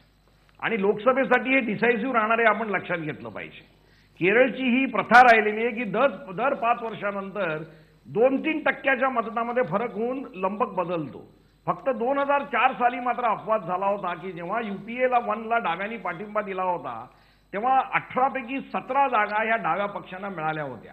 तो जर एक अपवाद सोडून दिला तर साधारणतः 2/3 1/3 किंवा 50-50 असंच लोकसभेच्या जागांचं वाटप होतं. आणि म्हणून मागच्या वर्षी काँग्रेसला चांगले मतदान झालं होतं. यावेळेस मात्र मला खात्री आहे की जी अँटी इन्कम्बन्सी म्हणजे केंद्र सरकारचा जो परफॉर्मन्स आहे त्याच्याबद्दल लोक नाराज आहेत, स्पष्टपणे तुमच्या आकडेवारीमधनं दिसलेला आहे. त्याचा फायदा आणि ओमन चंडींच्या संदर्भात सध्या जे एक भ्रष्टाचाराचं आंदोलन चालू आहे त्याचाही परिणाम होऊन मला खात्री आहे की ह्या वेळेस लंबक डावीकडे सरकणार आहे आणि LDFला लोकसभेच्या जास्त जागा मिळतील याबद्दल आमची खात्री आहे. LDFला जास्त जागा मिळेल अशी तुमची खात्री आहे. आपण बघणार आहोत ब्रेक नंतर किती जागा मिळणार आहेत. पण मला जायचं आहे डॉक्टर सुहास पळशीकरांकडे. पळशीकर, मला तुम्हाला विचारायचं आहे की UPA बद्दल लोकांचं मत फारसं चांगलं नाही आहे. 46% लोक असं म्हणतायत की UPA सरकारला पुन्हा संधी देऊ नये, तरीसुद्धा UDFला काँग्रेस प्रणित आघाडीला 50% अशी मतांची टक्केवारी आहे. हे कोडं कसं सोडवायचं? आपण नेहमी बघतो त्याप्रमाणे मत देताना लोक थेटपणे आपण असा प्रश्न विचारलेला असतो की तुम्ही कोणत्या पक्षाला किंवा उमेदवाराला मत देणार. आणि दुसरी जी प्रश्न आहेत आपले ते लोकांच्या असेसमेंट किंवा मूल्यमापनाबद्दलचे प्रश्न आहेत. केरळचा एक फरक आपण लक्षात ठेवला पाहिजे बाकीच्या राज्यांच्या तुलनेत की तिथे जरी काही मोठ्या संख्येने लोक काँग्रेसच्या UPA सरकारच्या विरोधात असल्याचं दिसत असलं तरी सुद्धा जे अंतर आहे म्हणजे समाधानी असलेले आणि असमाधानी असलेले यांच्यातलं अंतर हे इतर अनेक राज्यांच्या तुलनेने केरळमध्ये कमी आहे. दुसरी गोष्ट, केरळचं जे स्वतःचं UDF सरकार आहे राज्यातलं त्याच्याबद्दल काँग्रेसचं सरकार ते आहे आणि त्याच्याबद्दल लोकांचं मत सर्वसाधारणपणे अनुकूल आहे किंवा प्रतिकूल नाही आहे. मला असं वाटतं की या दोन फॅक्टर्समुळे, या दोन घटकांमुळे जो फरक पडतोय तो असा की निवडणूक जर झाली तर लोकसभेसाठी लोक काँग्रेसला पुन्हा मत द्यायला तयार आहेत. आणि ते मत किती देतील, आत्ता आपल्या सर्वेक्षणात दिसते त्याप्रमाणे 50% आणि 31% असा डावी आघाडी आणि काँग्रेस आघाडी यांच्यात जो फरक आहे तो किती भरून निघेल निवडणुकीपर्यंत, एवढाच माझ्या मते खरा प्रश्न आहे. आणि तो ज्या प्रमाणात भरून निघेल त्या प्रमाणामध्ये काँग्रेसची मतं कमी होतील. याचं कारण तिथे पूर्णपणे द्विध्रुवीकरण झालेलं राजकारण आहे आणि तिथे इतर पक्षांना फारसं स्थान नाही. आणि त्यामुळे मला असं दिसतं की हा जो केरळचा ट्रेंड आहे तो ट्रेंड विधानसभेला जरी खरा असला की दरवेळेला वेगळ्या पक्षाला म्हणजे डाव्या आघाडीला आणि त्याच्यानंतर आलटून पालटून काँग्रेसला सत्ता मिळते, तरी सुद्धा निवडून आलेलं जे सरकार आहे राज्य सरकार त्याच्या बाजूनी लोकमत असल्यामुळे लोकसभेत काँग्रेसला आणि UDFला त्याचा फायदा होऊ शकतो. भ्रष्टाचाराचा जो मुद्दा आला तो खरा आहे, त्याच्याबद्दल तिथे मोठ्या प्रमाणावर सध्या चर्चा आणि आंदोलनं चाललेली आहेत. पण आपल्या सर्वेक्षणामध्ये फक्त जी माहिती पुढे येते ती लक्षात ठेवली पाहिजे. ती अशी आहे की सोलर पॅनेलच्या बद्दलचा जो एकूण प्रकरण आहे त्याच्यामध्ये ज्या पद्धतीने सरकार ते हाताळते त्याच्याबद्दल लोक फारसे असमाधानी नाहीत आणि त्याच्यामध्ये थेट उमेदचंडी यांचा हात आहे का नाही याच्याबद्दल लोकांच्या मनामध्ये पुरेशी खात्री नाहीये. म्हणजे इतर ठिकाणी भ्रष्टाचाराचे जे आरोप होतात त्या तुलनेत केरळमध्ये आत्ता ही जी सगळी चर्चा होतीये त्याची झळ तिथल्या सरकारला फारशी बसत नाहीये, हे लक्षात ठेवलं पाहिजे. आणि अर्थातच तिसरा फॅक्टर जो आहे तो म्हणजे खुद्द डाव्या आघाडीमध्ये केरळमध्ये फार एकवाक्यता नाही आणि खुद्द कम्युनिस्ट पक्षामध्ये तिथे काही मतभेद पूर्वापार राहिलेले आहेत आणि त्याचाही परिणाम कुठेतरी मतांच्या एकूण टक्केवारीवरती आणि परफॉर्मन्सवरती होतो, हे आपल्याला लक्षात घेतलं पाहिजे. मी आता एक ब्रेक घेणार आहे आणि ब्रेक नंतर मी शेषाद्रीचारी आणि रवी श्रीवास्तव यांच्याकडे जाणार आहे. शेषाद्रीचारी यांना मला विचारायचं आहे की नरेंद्र मोदींना केरळात फक्त 60% लोकांनी पसंती दिली आहे आणि राहुल गांधींना 21%. कालपासून आपण जी राज्य बघितली आहेत त्याच्यातलं हे पहिलं राज्य आहे जिथे राहुल गांधींना अधिक लोकांची पसंती आहे. याचं कारण काय आहे मी शेषाद्रीचारींना विचारणार आहे. आणि आम आदमी पक्षाला 5% मतं मिळत आहेत तिथे, त्याचा अर्थ काय लावायचा हे रवी श्रीवास्तव यांना विचारणार आहे. ब्रेक घेऊया आणि परत येऊया.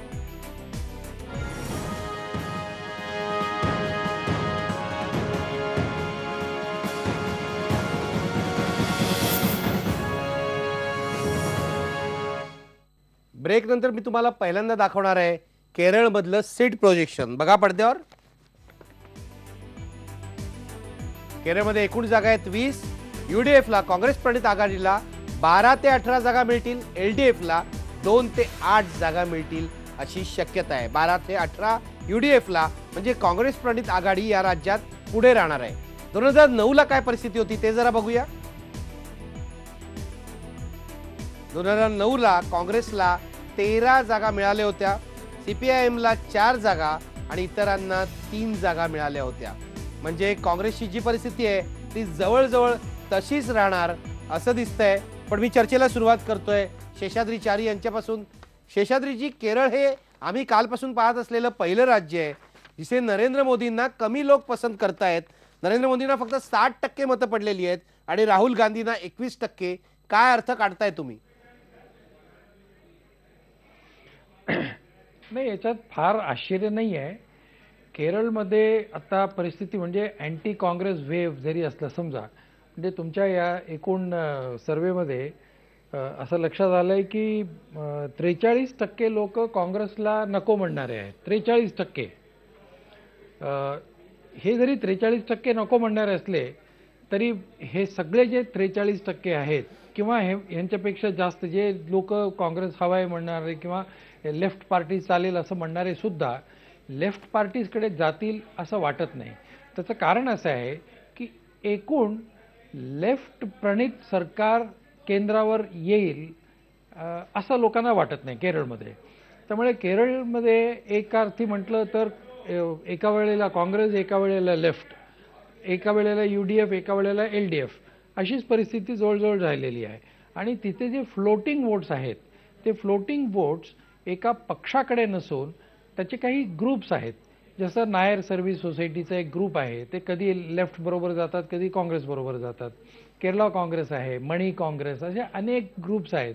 चर्चमधले लोक जे आहेत त्याचा एक फार मोठा ग्रुप आहे, तेही कधी काँग्रेसकडे जातात, कधी याच्याकडे जातात. केरळमधला जो मुस्लिम वोटर आहे, ते मुस्लिम वोटर केरळचा जो आहे तो कधी मुस्लिम पार्टी किंवा जमायते इस्लामकडे जात नाही आणि ते नेहमी काँग्रेस किंवा कम्युनिस्टकडे जातात.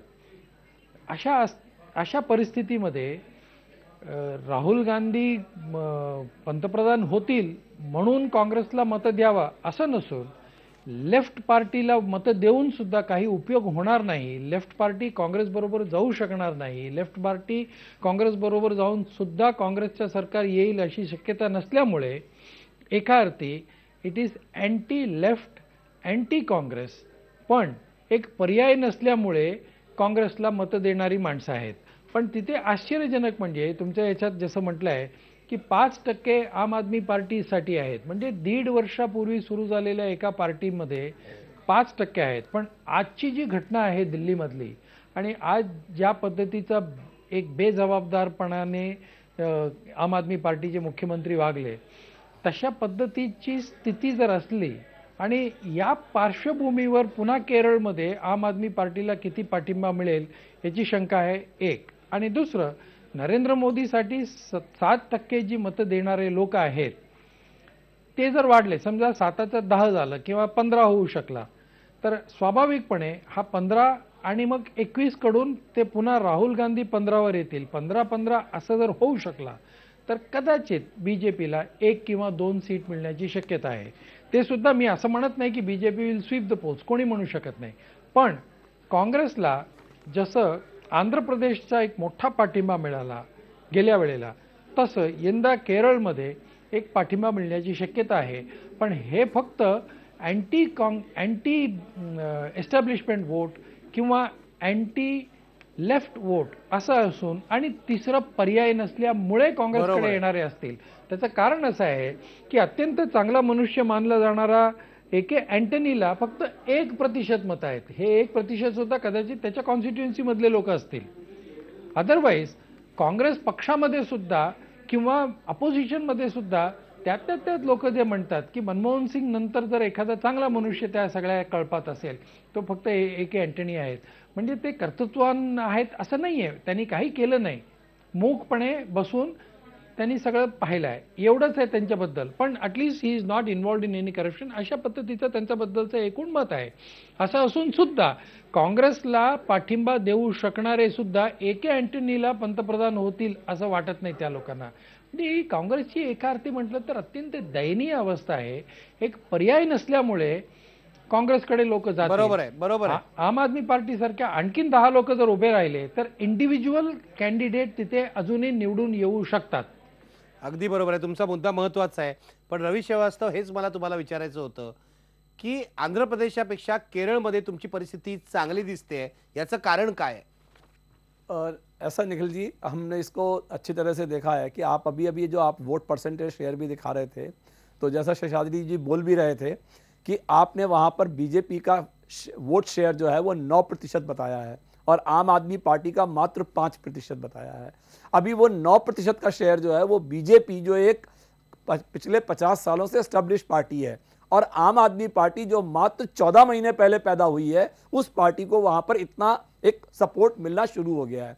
उसके पीछे एक कारण तो ये है कि केरला के अंदर हाई लिटरेसी रेट है. ये एक बहुत पॉजिटिव फैक्टर है क्योंकि जो लोग हाई लिटरेसी वाली स्टेट हैं उनके अंदर इस पार्टी के लिए थोड़ा ज़्यादा एक महत्व मिलता है. और एक और चीज़ है कि आम आदमी पार्टी छोटे स्टेट्स के ऊपर ज़्यादा कॉन्सेंट्रेट करती है. जैसा आपने देखा कि दिल्ली के अंदर किस तरह से हमने एक पूरा नेटवर्क अपना संगठन खड़ा करके इलेक्शन लड़के और विजय पाई और एक हमारी सरकार भी बनी, और ऐसा ही प्रयोग हम हरियाणा के अंदर करने जा रहे हैं. और ये केरला भी लगभग उसी साइज की एक स्टेट है, इसलिए हमारा वहाँ पे संगठन खड़ा करना एक आसान काम है और हमने अपनी उपस्थिति वहाँ पे दर्ज कर दी है. और जैसा शाद्री जी कह रहे हैं कि जिस तरीके से भाजपा के साथ में कोई बहुत बड़ा वहां पर कंपटीशन नहीं है, जब अगले चुनाव होंगे तो कांग्रेस के पर्याय के रूप में आम आदमी पार्टी को एक बहुत भारी वहां पर सहयोग मिलने वाला है और ये पार्टी काफी अच्छी अपनी बढ़त वहां पे बना के लेगी. ऐसा शेवटी पुन्हा एकदा सुहास पळशीकरांकडे जातोय.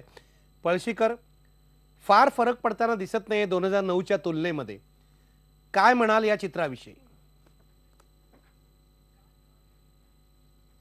बरोबर आहे. मला असं वाटतं की कालपासून आपण जी चर्चा करतोय त्याच्यामध्ये ठिकठिकाणी काँग्रेसला या न त्या स्वरूपामध्ये सेटबॅक म्हणजे पिछेहाटीला सामोरं जावं लागतंय. त्या पार्श्वभूमीवर केरळ हे काँग्रेसच्या दृष्टीने थोडंसं एक सुखाची बारीकशी झुळूक आल्यासारखं राज्य दिसेल. पण त्याच्याचबरोबर हेही लक्षात ठेवलं पाहिजे की केरळमधलं काँग्रेसचं हे जे यश असणार आहे, जे काही यश असेल ते मुख्यतः डावे पक्ष विरुद्ध काँग्रेस किंवा UDF विरुद्ध LDF अशा प्रकारचं आहे. आणि इथेच खरी गंमत आहे किंवा पेच आहे काँग्रेसच्या दृष्टीने, कारण राष्ट्रीय पातळीवरती काँग्रेसची स्पर्धा जी आहे ती भाजपशी आहे. पण प्रत्यक्षात केरळमध्ये भाजपचं अस्तित्वच नसल्यामुळे केरळमध्ये काँग्रेस जिंकल्यामुळे भाजपला काही फार मोठा फटका वगैरे बसणार नाहीये, हे आपण लक्षात घेतलं पाहिजे. लोक पंतप्रधान कोण व्हावं याच्याबद्दलची जी मतं व्यक्त करतात ती मतं ही त्या मानाने दुय्यम महत्त्वाची आहेत आणि कोणत्या पक्षाला आपण मत देऊ असं लोक म्हणतात त्याला जास्त महत्त्व आहे. आपल्या सर्वेक्षणात असं दिसतंय की स्त्रिया आणि ग्रामीण भाग या दोन समाजाच्या घटकांमध्ये तसंच ख्रिश्चन आणि मुस्लिम या दोन संप्रदायांमध्ये केरळमध्ये काँग्रेसला फार मोठ्या प्रमाणावर पाठिंबा आहे. त्याचा परिणाम असा होतोय की केरळची संपूर्ण विभागणीच मुळी त्रावणकोर भागामध्ये मुख्यतः स्पर्धा डाव्यांमध्ये आणि काँग्रेसमध्ये आणि मलबार आणि कोचीन या पट्ट्यामध्ये मात्र काँग्रेसची सरशी अशी झालेली आहे. त्यामुळे काँग्रेसच्या दृष्टीने हे एक त्यातल्या त्यात ठीकठाक राज्य आहे. मात्र काँग्रेसला एक लक्षात ठेवलं पाहिजे की केरळात एकूण जागांची संख्या मर्यादित आहे आणि द्विध्रुवीय राजकारण असल्यामुळे ज्या काही जागा काँग्रेसच्या हातातनं जातील त्या सगळ्या डाव्या आघाडीला मिळतील सरळ. आणि हा जो फरक आत्ता आपल्याला दिसतोय तो आणि गेल्या वेळचा फरक जर पाहिला तर गेल्या वेळेला फक्त 6% फरक दोघांमध्ये होता. ही काँग्रेसच्या दृष्टीने खरी केरळच्या संदर्भामध्ये लक्षात ठेवण्यासारखी गोष्ट आहे. मी पुन्हा एक ब्रेक घेणार आहे आणि ब्रेक नंतर कर्नाटक आणि तामिळनाडूकडे जाणार आहे. पण आपण बघितलं केरळातली काय परिस्थिती आहे, आंध्र प्रदेशातली काय परिस्थिती आहे. आंध्र प्रदेशात काँग्रेसला मोठा फटका बसतोय. केरळमध्ये 2009 प्रमाणेच UDF आघाडीवर आहे. ब्रेक घेऊया आणि परत येऊया.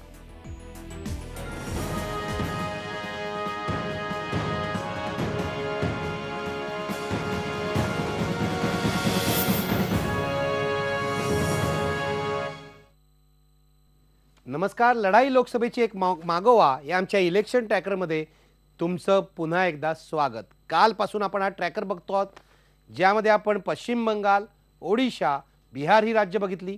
आज आता काही वेळापूर्वी केरळ आणि कर्नाटक आणि तामिळनाडू आपण बघणार आहोत. केरळ बघितलं, आंध्र प्रदेश बघितलं. आता आपण सुरुवात करणार आहोत ते तामिळनाडूपासून. तामिळनाडूमध्ये काय परिस्थिती आहे ते जरा आपण पडद्यावर बघूया आणि मग चर्चेला सुरुवात करूया. आपण बघू शकता काय परिस्थिती आहे. आता जर निवडणुका झाल्या तर कोणत्या पक्षाला किती टक्के मतं मिळणार आहेत. काँग्रेसला 17%, भाजपला 16%, DMKला 18%, अण्णा DMK आज जे सत्ताधारी आहेत त्यांना 27%, PMKला 1%, DMDKला 3%, VCKला 2%, डाव्यांना 3% आणि आम आदमी पक्षाला 3%, इतरांना 10%. सर्वाधिक मतं आहेत अण्णा द्रमुकला 27%.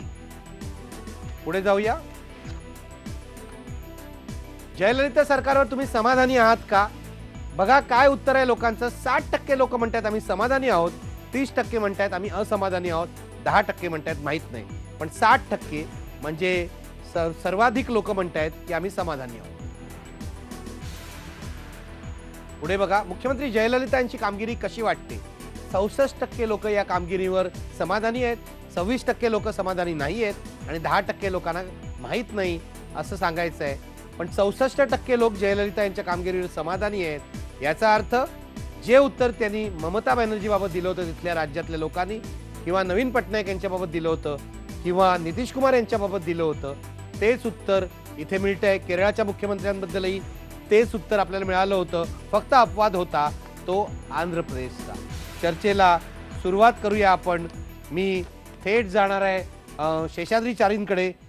शेषाद्रीजी तुम्ही बघताय अण्णा द्रमुकचं जे वर्चस्व आहे ते याही निवडणुकीत कायम राहील असं दिसतंय. तुम्ही तामिळनाडूच्या लढाईकडे कसं पाहताय? नाही, याच्यामध्ये अण्णा द्रमुक साठी जो पाठिंबा आहे त्याच्यात काय आश्चर्य नाही आहे. खरं म्हणजे अण्णा द्रमुकला किंवा जयललितांचा पाठिंबा जो आहे त्याचं आणखीन एक कारण असं आहे की तिथे त्यांना काही एकही प्रकारचा पर्याय नाही आहे. म्हणजे DMK हा जवळजवळ करप्शनमध्ये काँग्रेसमध्ये जे करप्ट मिनिस्टर्स आहेत, ज्या सगळ्या करप्शनच्या 2G आणि CWG आणि बाकी सगळ्या करप्शनचे प्रकार जेवढे झाले काँग्रेस पार्टीचा, केंद्राचा, UPA सरकारचा, त्या सगळ्यामध्ये जे सर्वात जास्त इन्व्हॉल्व होते ते DMKचे लोक होते.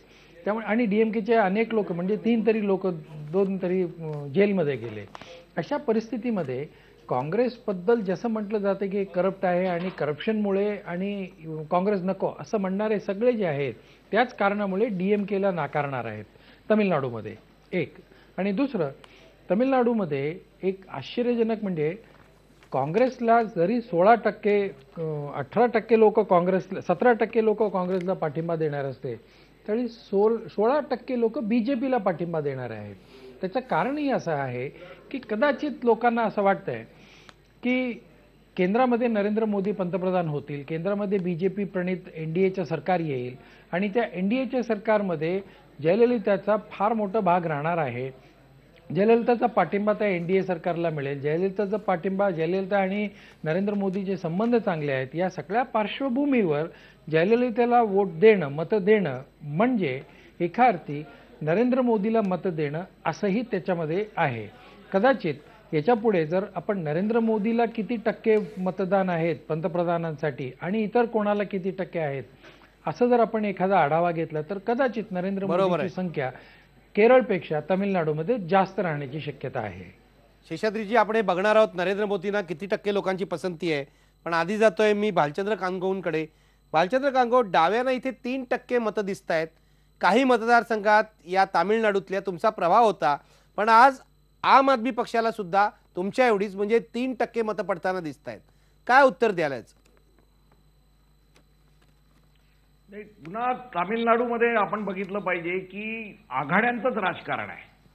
म्हणजे अण्णा DMK बरोबर डावे पक्ष आहेत आणि DMK बरोबर काँग्रेस आहे. पण कनिमोझी या करुणानिधींच्या मुलीला जेल भोगावी लागली आणि राजाला जेल भोगावी लागली. त्याचा डायरेक्ट राग पंतप्रधानांवर त्यांच्या करुणानिधींचा असल्यामुळे त्यांनी काँग्रेसपासून फारकत घेण्याची घोषणा केली.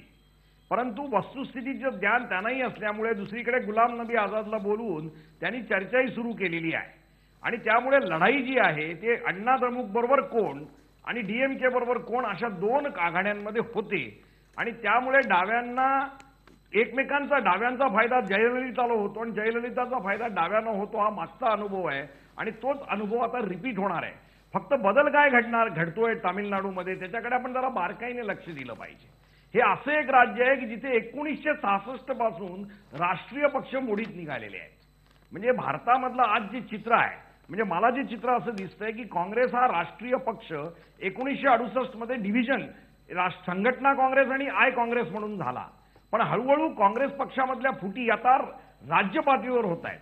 म्हणजे तृणमूल काँग्रेसमधनंच फुटलं, आपल्याकडचं राष्ट्रवादी काँग्रेसमधनंच फुटलं, YSR रेड्डी काँग्रेसमधनंच फुटलं.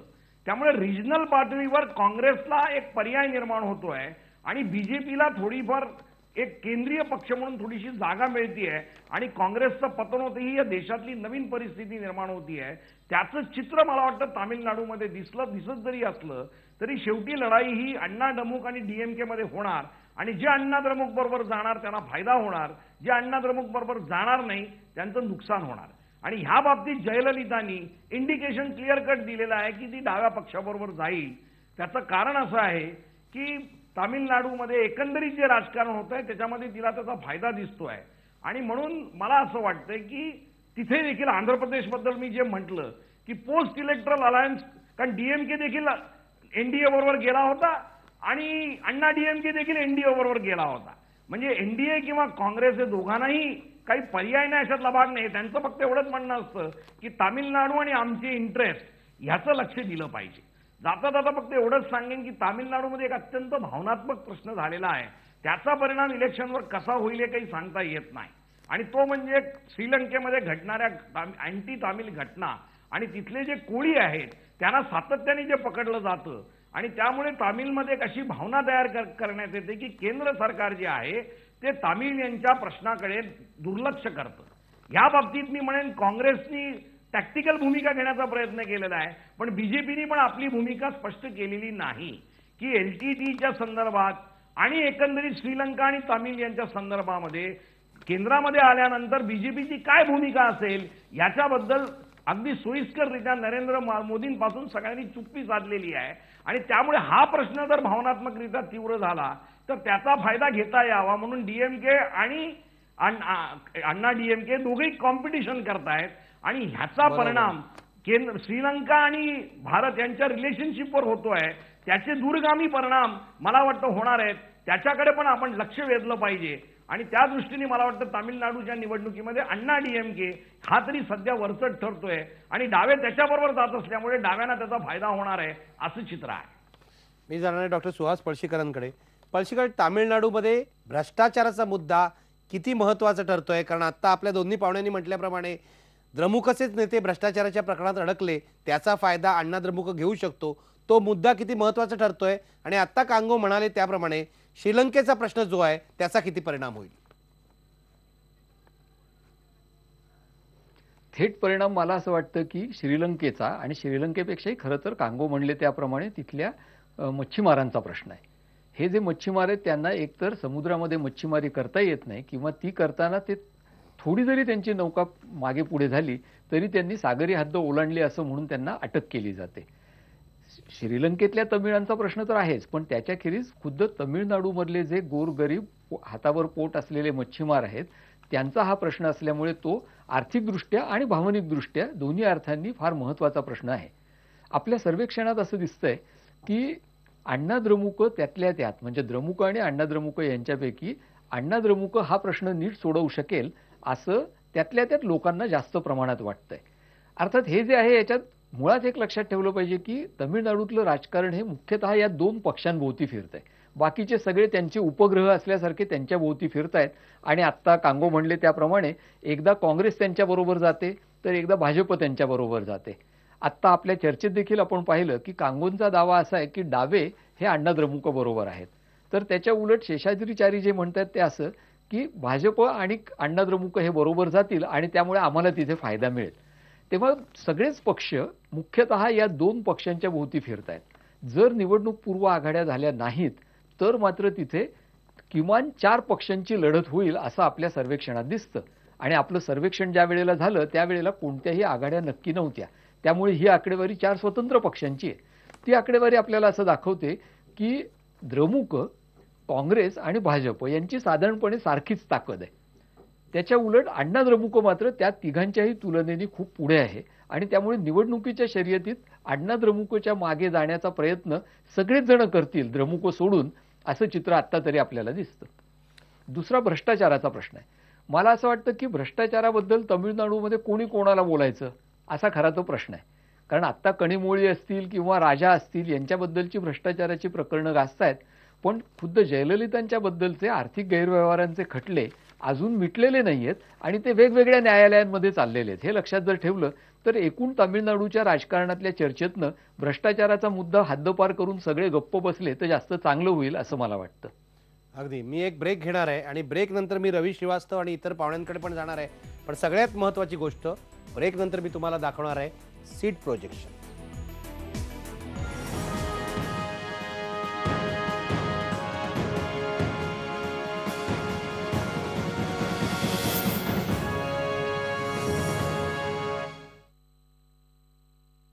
ब्रेक नंतर तुमचं स्वागत. आपण तामिळनाडूतली आणखी काही ग्राफिक्स बघूया आणि बघूया कोणत्या पक्षाला किती जागा मिळणार आहेत. बघा पडद्यावर. यूपीए सरकारला पुन्हा संधी द्यावी का असा प्रश्न आम्ही विचारला.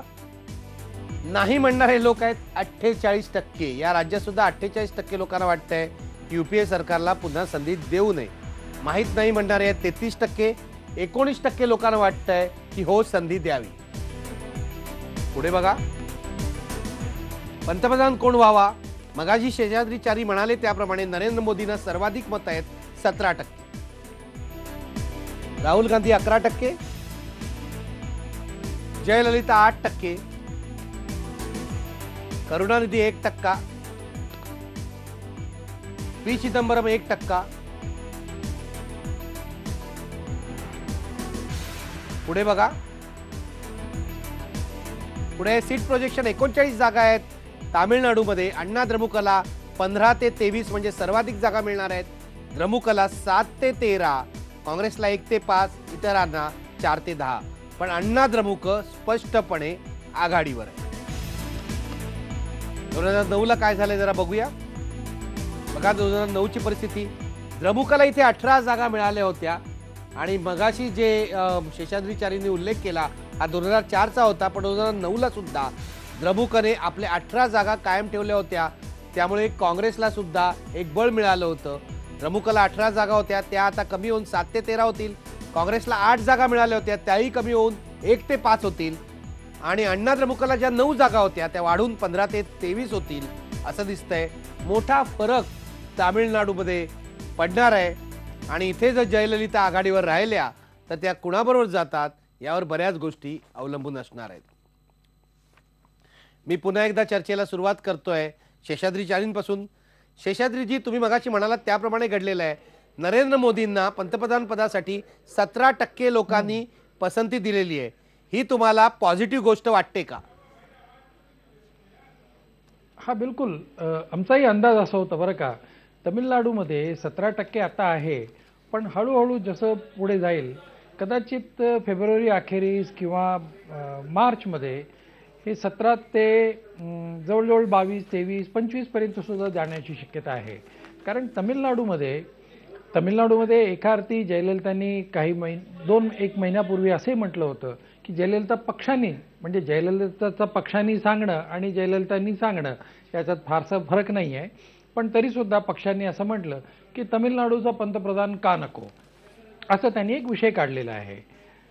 एका अर्थी असं म्हटलं की तमिळनाडूचा पंतप्रधान येणं त्याच्या एकच शक्यता आहे की काँग्रेसही नाही आणि भाजपही नाही, एनडीए नाही, यूपी नाही, एक तिसरी आघाडी जर पुढे आली, त्या तिसरी आघाडीला जर 300 सीट मिळाली, त्या 300 सीटच्या आधारावर त्यांनी एक नेता निवडणं आणि मग त्यातल्या त्यात ज्या पक्षाला 30-35 सीट मिळतील अशा पक्षाचा पुढारीला नेता म्हणून निवडण्याची शक्यता आहे. याचा अर्थ तमिळनाडूमध्ये जयललिताचा पार्टीला एडीएमकेला आउट ऑफ 39 आणि पॉंडिचेरीचा 40 आपण गृहीत धरूया 40 म्हणून, 40मध्ये 35 सीट त्यांना मिळण्याची शक्यता असेल तर मग त्या एक पुढारी म्हणून किंवा पंतप्रधान म्हणून सिरियस कॅन्डिडेट म्हणून पुढे येऊ शकतात. पण अशी शक्यता इथे होण्याची शक्यता कमी आहे. कारण तुमच्या एकूण म्हणण्यावरून एडीएमकेला 15 ते 23, आपण एक मीडियम म्हणून 20 जरी गृहीत धरलं तर 20 सीटाच्या आधारावर जयललिताला पंतप्रधान म्हणून कोणतरी स्वीकारेल असं वाटत नाही. एस्पेशली यूपी सारख्या ठिकाणी 80मध्ये ज्यांना 40-45 सीट्स मिळतील त्या that party will emerge as more stronger, अशी स्थिती एकूण तमिळनाडूची आहे. एक फक्त मला मुद्दा म्हणायचा आहे की श्रीलंकेचा प्रश्न आला होता इकडे. जोपर्यंत श्रीलंकेचा प्रश्न आहे त्यामध्ये तमिळनाडूमध्ये एडीएमके, डीएमके, बीजेपी, काँग्रेस अशा कुठल्याही पक्षामध्ये दुमत नाही आहे या विषयावर. म्हणजे श्रीलंकेच्या प्रश्नावर या सगळ्या पक्षांचा एकूण स्थिती बरोबर आहे. अशा अवस्थेत श्रीलंकेचा प्रश्नामध्ये जास्तीत जास्त अवलंबून आहे ते केंद्रावर. म्हणजे केंद्राचा काय मुद्दा राहणार आहे, केंद्राचा काय रवैया राहणार आहे, केंद्र काय करणार आहे, केंद्र काय करणार नाही, या सगळ्या गोष्टींवर अवलंबून आहे. अशा अवस्थेत तमिळनाडूमध्ये एडीएमके बरोबर गेल्याने बीजेपीचा एखादा सत्ता आल्यावर बीजेपीचा पंतप्रधान किंवा बीजेपी प्रणित एनडीए सरकारला आपण जास्त आपल्या बाजूने वळवू शकतो असं फक्त एडीएमकेच्या बाबतीत तमिळनाडूच्या लोकांना वाटतं आहे. असं हा एक मुद्दा आहे. पण तिसरा एक फॅक्टर आपण विसरतो इकडे.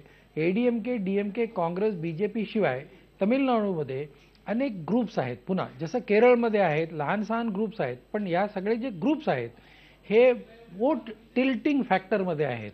म्हणजे एखादा ॲक्टरचा पार्टी असेल किंवा एखादा रामदासच्या पार्टी असेल, एखादा आणखीन कोणाचा पार्टी असेल, ह्या सगळ्या ज्या पार्टीज आहेत ते वोट टिल्ट करू शकतात. अशा अवस्थेत 5 किंवा 6 सीट कुठे जातील ह्याची शंका नाही आहे. म्हणजे एडीएमके आणि काँग्रेसला ज्या सीट्स जाऊ शकत नाही आणि जे बीजेपीलाही जाऊ शकत नाही असे सीट्स कदाचित या लोकांना मिळेल आणि हे लोक देखील एनडीएचा बरोबर येण्याची शक्यता जास्त आहे. एनडीएला इथून बळ मिळू शकतं असं तुम्ही म्हणताय. मला कांगोना एकच प्रश्न विचारायचा आहे. कांगो, तुम्ही म्हणताय की अण्णा द्रमुक बरोबर तुमचा अलायन्स होईल डाव्यांचा, पण अशी शक्यता दिसते की अण्णा द्रमुक म्हणजे जयललिता आणि नरेंद्र मोदी यांचे सलोख्याचे संबंध आहेत. तेव्हा जयललिता बहुतेक करून मोदींबरोबरच जातील, एनडीएला पाठिंबा देतील. अशा परिस्थितीत डाव्यांचं काय होणार? नाही, याच्यामध्ये 2 पॉसिबिलिटीज आपण लक्षात घेतल्या पाहिजेत. जयललितांना पंतप्रधान होण्याची अँबिशन आहे आणि त्यामुळे त्या बीजेपीला तामिळनाडूमध्ये जागा मिळू नयेत ह्याची व्यवस्था करणार. त्यामुळे त्या डाव्यांबरोबर येणार. बीजेपी डीएमके बरोबर जाऊ शकत नाही, कारण भ्रष्टाचार हा मुद्दा असल्यामुळे काँग्रेस आणि डीएमके बरोबर असल्यामुळे तिथे जाऊ शकत नाही. त्यामुळे त्यांची पहिली स्ट्रॅटेजी अशी आहे की तामिळनाडूमध्ये बीजेपीला जागा मिळता कामा नये, नंबर 1. नंबर 2, आत्ता जे शेषाद्री म्हणाले की ज्यांना तिसऱ्या आघाडीमधलं पंतप्रधान पद बनायची अँबिशन आहे त्यांना डाव्यांचा पाठिंब्याची गरज लागणार आहे.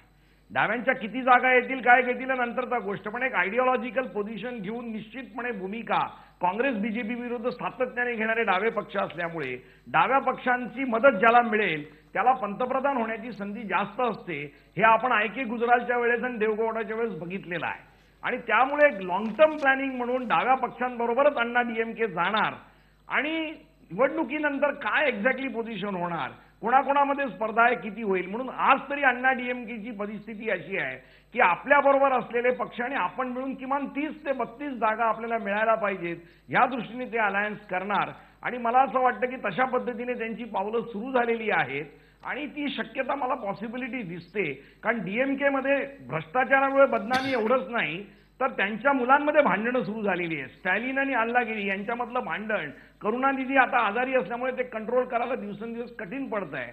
आणि त्यामुळे घरातनंच पण डीएमकेला प्रॉब्लेम असल्यामुळे डीएमकेचं जे तुम्ही प्रोजेक्शन दाखवलेलं आहे की 13 ते 17, मला वाटतं डीएमकेला 10 जागा देखील मिळणं कठीण होईल. आणि हा जो बॅलन्स आहे तो निश्चितपणे जे डावे पक्ष अण्णा डीएमके आणि त्यांच्याबरोबर येणारे 1-2 छोटे पक्ष हे 32 ते 33 जागाबरोबर जाऊन जयललितांची पोझिशन केंद्रामध्ये मजबूत करण्याची परिस्थिती होईल असं माझं असेसमेंट आहे. डीएमकेला आम्ही 7 ते 13 जागा दाखवलेल्या आहेत. शेवटी मला पळशीकरांकडे यायचं आहे, पण त्याआधी रवी श्रीवास्तव, मला तुम्हाला छोटा प्रश्न विचारायचा आहे. इथे 3% मतं आम आदमी पक्षाला दाखवली जात आहेत. मी मगाशी म्हटलं होतं डाव्यानितकीच मतं आहेत.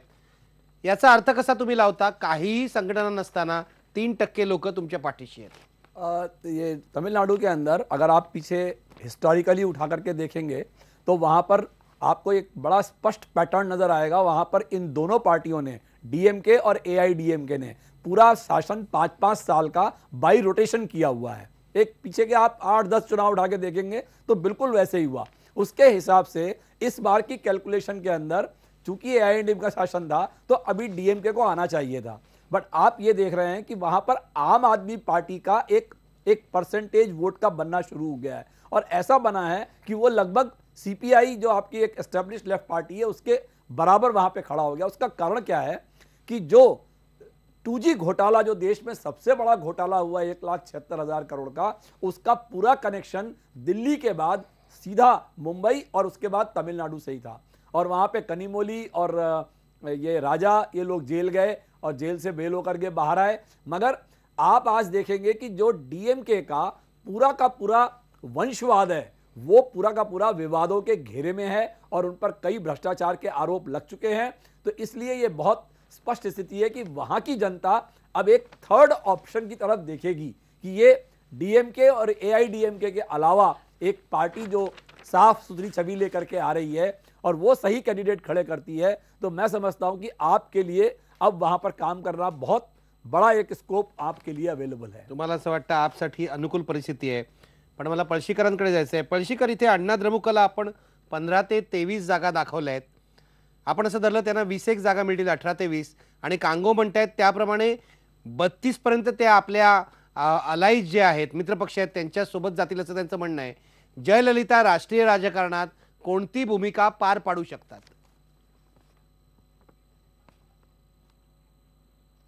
त्यांना जागा कितीही मिळाल्या तरी मला असं वाटतं की जयललिता आत्ताच्या घडीला राजकारणामध्ये निदान जर भारतीय जनता पक्षाला पुरेसं बहुमत मिळत नसेल तर स्वतःकडे महत्त्वाची भूमिका घ्यायला उत्सुक असणार आहेत. आणि त्यामुळेच आंध्र प्रदेशप्रमाणे इथेही मला असं वाटतं की त्या बहुतेक असं प्रेफरन्स त्यांचा राहील, त्यांची पसंती अशी राहील की निवडणूक पूर्व आघाडी करण्यापेक्षा निवडणुकीच्या नंतर आपले सर्व मार्ग मोकळे ठेवायचे. 35 जागांच्या बाबतीत मात्र मी साशंक आहे. मला असं वाटतं की त्यांच्या स्वतःच्या 21 जागा आणि त्यांच्या काही तमिळनाडूमध्ये असलेल्या छोट्या पक्षांच्या, सहकारी पक्षांच्या जागा असं मिळून 25 पर्यंत फार तर त्यांची ताकद जाऊ शकते. आणि तरी सुद्धा ती कमी आहे असं मी लेखणार नाही. कालपासून आपण बघतोय त्याप्रमाणे ममता बॅनर्जी असतील, जगनमोहन रेड्डी असतील, किंवा नवीन पटनायक असतील, या सगळ्यांच्या जागांची रेंज जर आपण पाहिली तर 15 ते 20, 15 ते 20, 25 इथपर्यंत ती जातीये. आणि त्यामुळे ह्या वर्षीच्या निवडणुकीमध्ये जर काँग्रेस आणि भारतीय जनता पक्ष यांना आपापल्या नेतृत्वाखालच्या युतीला पुरेसं बहुमत मिळवता आलं नाही, तर हे जे वेगवेगळे नेते आहेत त्यांचे क्लेम्स, त्यांचे देशाचं नेतृत्व करण्याचे दावे हे जास्त जास्त मजबूत होत जातील आणि त्याच्यात या 20 ते 25 जागा या महत्त्वाची भूमिका बजावतील, यात काही संशय नाही. अगदी. त्यामुळे जयललिता कोणती भूमिका बजावतात याकडे सगळ्यांचं लक्ष लागलेलं असेल. मी एक ब्रेक घेणार आहे आणि ब्रेक नंतर आपण जाणार आहोत आजच्या शेवटच्या राज्याकडे, म्हणजे कर्नाटककडे.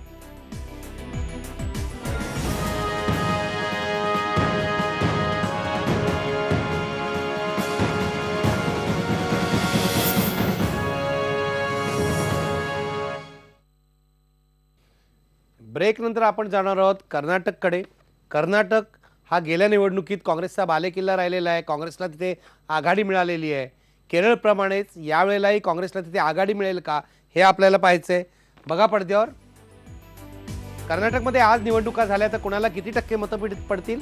काँग्रेसला 42%, भाजपला 32%, JDS देवेगौडांच्या पक्षाला 18%, आपला 3%, इतरांना 5%. काँग्रेसला सर्वाधिक म्हणजे 42% मतं, त्या पाठोपाठ 32% भाजपला. पुढे जाऊया. कर्नाटक सरकारची कामगिरी समाधानकारक आहे का? कर्नाटकात अलीकडेच निवडणुका झालेल्या आहेत गेल्या वर्षीच्या उत्तरार्धामध्ये, त्यामुळे तिथे सरकारविषयी अजूनही चांगलं मत आहे. 71% लोक समाधानी आहेत, 24% असमाधानी, 5% माहीत नाही म्हणतात. भाजपसाठी येडियुरप्पांचं महत्त्व काय आहे असा प्रश्न आम्ही विचारला होता कर्नाटकमधल्या लोकांना. येडियुरप्पा हेच भाजपचे उत्तराधिकारी आहेत असं 43% लोकांनी सांगितलं आहे. ताकदवार नेते आहेत असं 29% लोकांनी सांगितलं आहे. 28% लोक म्हणालेत माहीत नाही. पण 43 अधिक 29 हे किती होतात बघा. म्हणजे भाजपसाठी येडियुरप्पांचं महत्त्व आहे असं बहुसंख्य लोकांना वाटतंय. आपण चर्चेला सुरुवात करूया. मी आधी जाणार आहे सुहास पळशीकरांकडे. पळशीकर, आपल्या प्रेक्षकांना हे जाणून घ्यायला आवडेल की हा सर्वे जो आहे तो आपण 10 दिवसापूर्वी केला आहे, पण त्यावेळेला येडियुरप्पा पुन्हा एकदा भाजपसोबत आले होते का आणि त्यानंतर हा सर्वे केला आहे का, का येडियुरप्पा येण्याच्या आधी हा सर्वे झालेला आहे? नाही, औपचारिकपणे येडियुरप्पा हे भाजपमध्ये परत येण्याच्या आधी हा सर्वे झालेला आहे. पण त्यावेळेला ते भाजपमध्ये परत येणार हे लोकांना मात्र माहिती होतं आणि त्यामुळे आपण असा प्रश्न विचारला होता की जर येडियुरप्पा आले तर भाजपमध्ये काय फरक पडेल. आणि मला असं वाटतं की आपल्या ग्राफिकमध्ये काहीतरी गफलत आहे. याचं कारण आपण जो प्रश्न विचारला होता त्याचं उत्तर जे मिळालेलं आहे ते प्रत्यक्षात फार गमतीशीर आहे आणि भाजपला अस्वस्थ करणारं उत्तर आहे. आपण दाखवलं आहे ग्राफिक्समध्ये, तसं ते उत्तर नाही आहे. लोकांनी 43% असं म्हटलेलं आहे की भाजपमध्ये येडियुरप्पा परत येणं ही भाजपला डोकेदुखी ठरणार आहे आणि त्याच्यातल्या फक्त 29% लोकांना असं वाटतंय की भाजपला त्याचा फायदा होणार आहे. त्यामुळे येडियुरप्पा फॅक्टर असं ज्याला म्हटलं जातं तो कर्नाटकच्या राजकारणामध्ये बऱ्यापैकी रंगेल असं आता दिसतंय, असं मला वाटतं. कर्नाटकच्या राजकारणामध्ये हा फॅक्टर रंगेल. ग्राफिकमध्ये काही चूक आहे असं डॉक्टर पळशीकर म्हणतायत, ती आम्ही सुधारून घेऊ.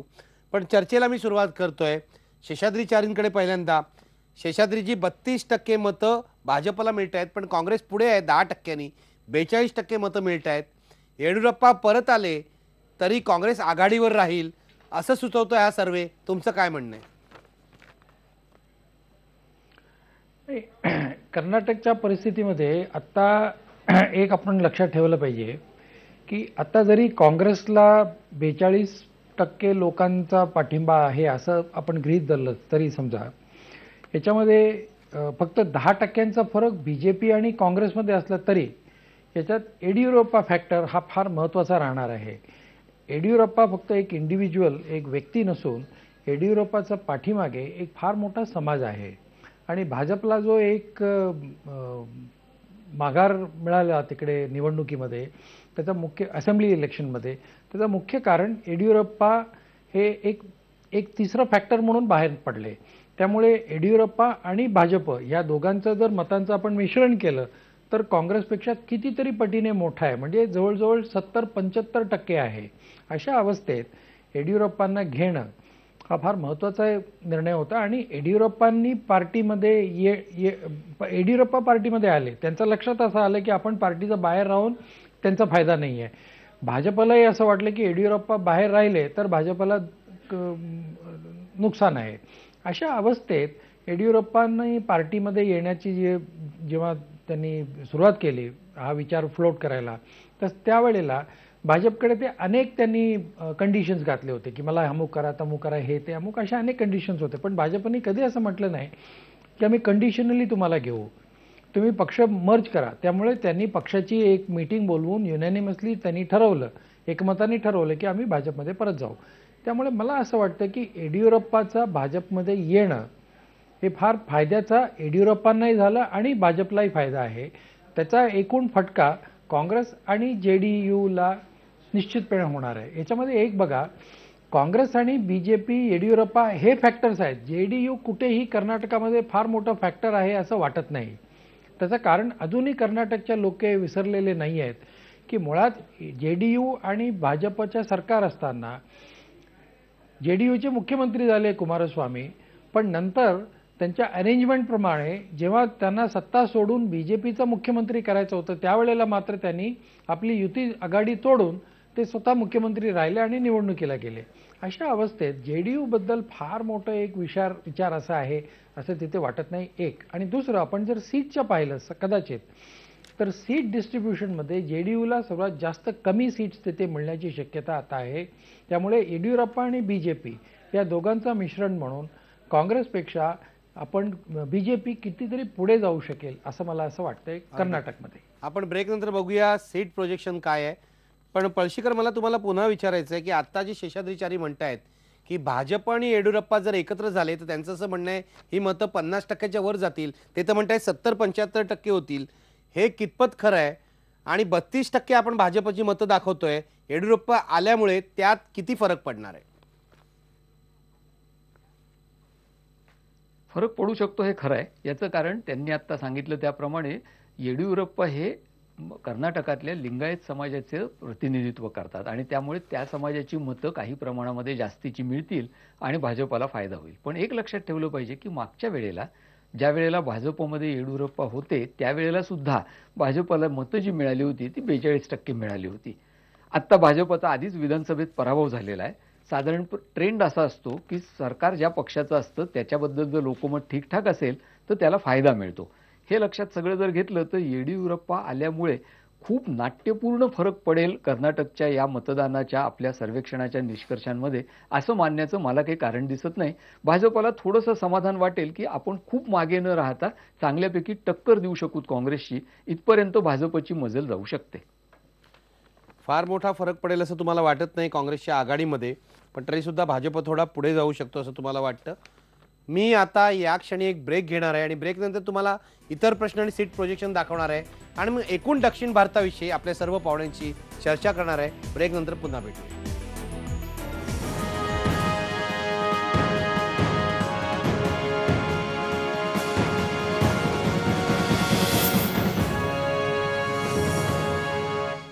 आता आपण पाहणार आहोत कर्नाटकामधलं सीट प्रोजेक्शन, पण त्याआधी बघूया इतरही प्रश्न. UPAची लोकप्रियता काय आहे बघा. UPA सरकारला पुन्हा संधी द्यावी का हा प्रश्न होता. 49% लोक कर्नाटकचे नाही म्हणतायत, 33% हो म्हणतायत. पुढे जाऊया. पंतप्रधान कोण असावा? नरेंद्र मोदींना इथे 28% लोकांची पसंती आहे. राहुल गांधी 19%, सोनिया गांधी 14%, देवेगौडा 8%. पुढे जाऊया. सीट प्रोजेक्शन बघा. आता 28 जागा आहेत कर्नाटकमध्ये लोकसभेच्या.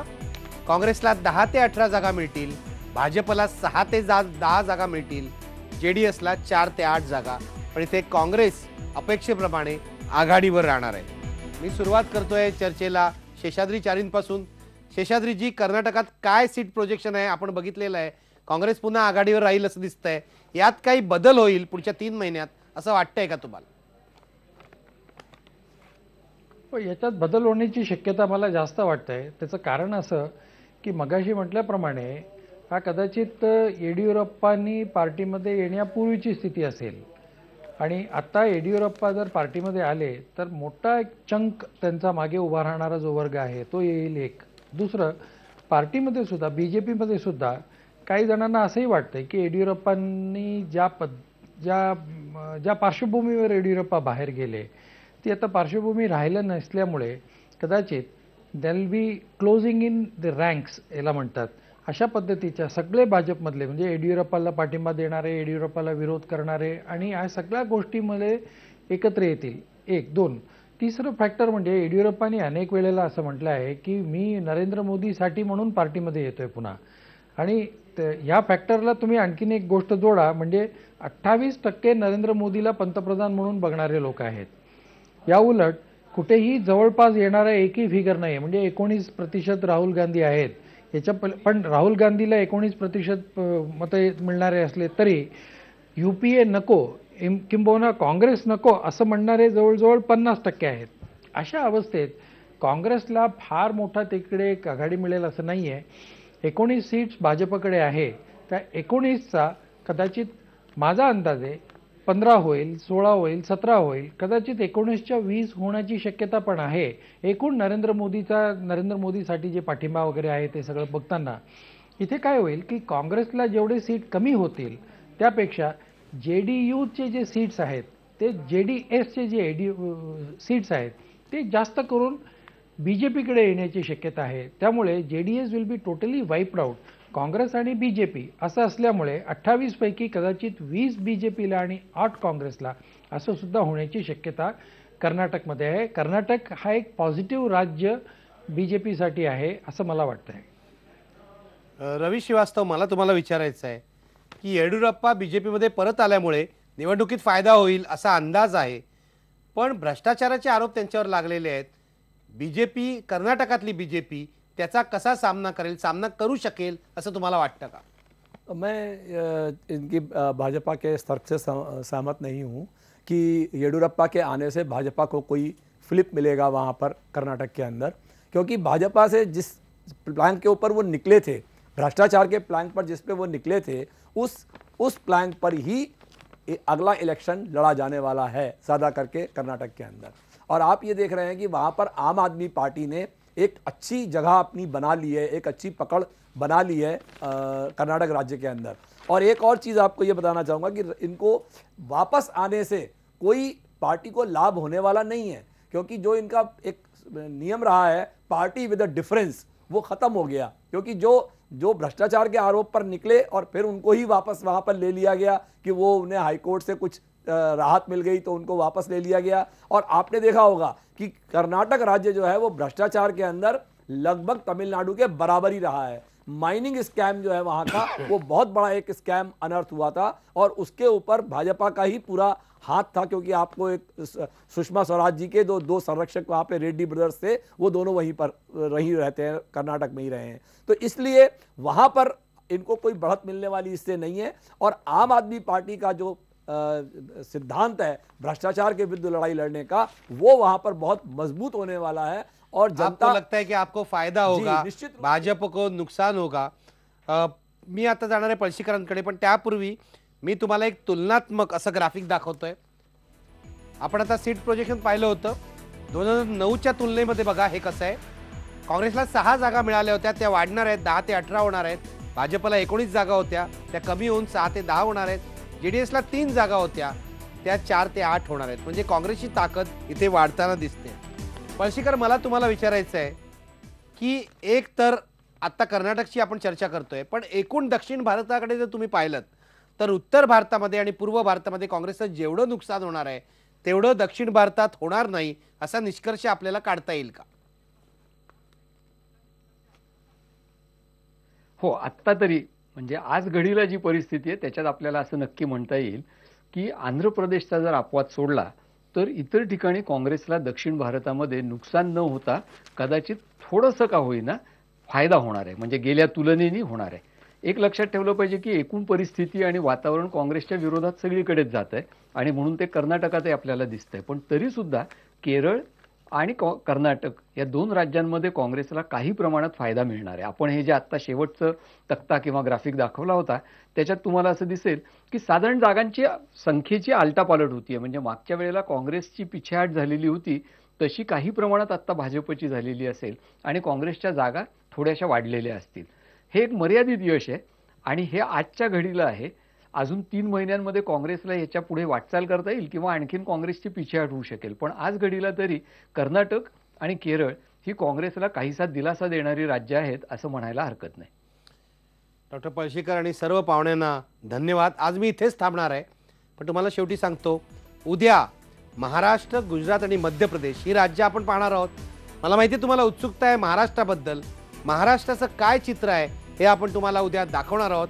आश्चर्यकारक बदल इथे होणार आहेत का यासाठी उद्यापर्यंत थांबा. तुमची उत्कंठा मला माहिती आहे. पण उद्या रात्री 8 वाजता पुन्हा भेटूया आणि पाहूया आपल्या इलेक्शन ट्रॅकर मधला तिसरा भाग काय होणार आहे गुजरात, महाराष्ट्र आणि मध्य प्रदेशमध्ये. धन्यवाद. पहा फक्त IBN लोकमत.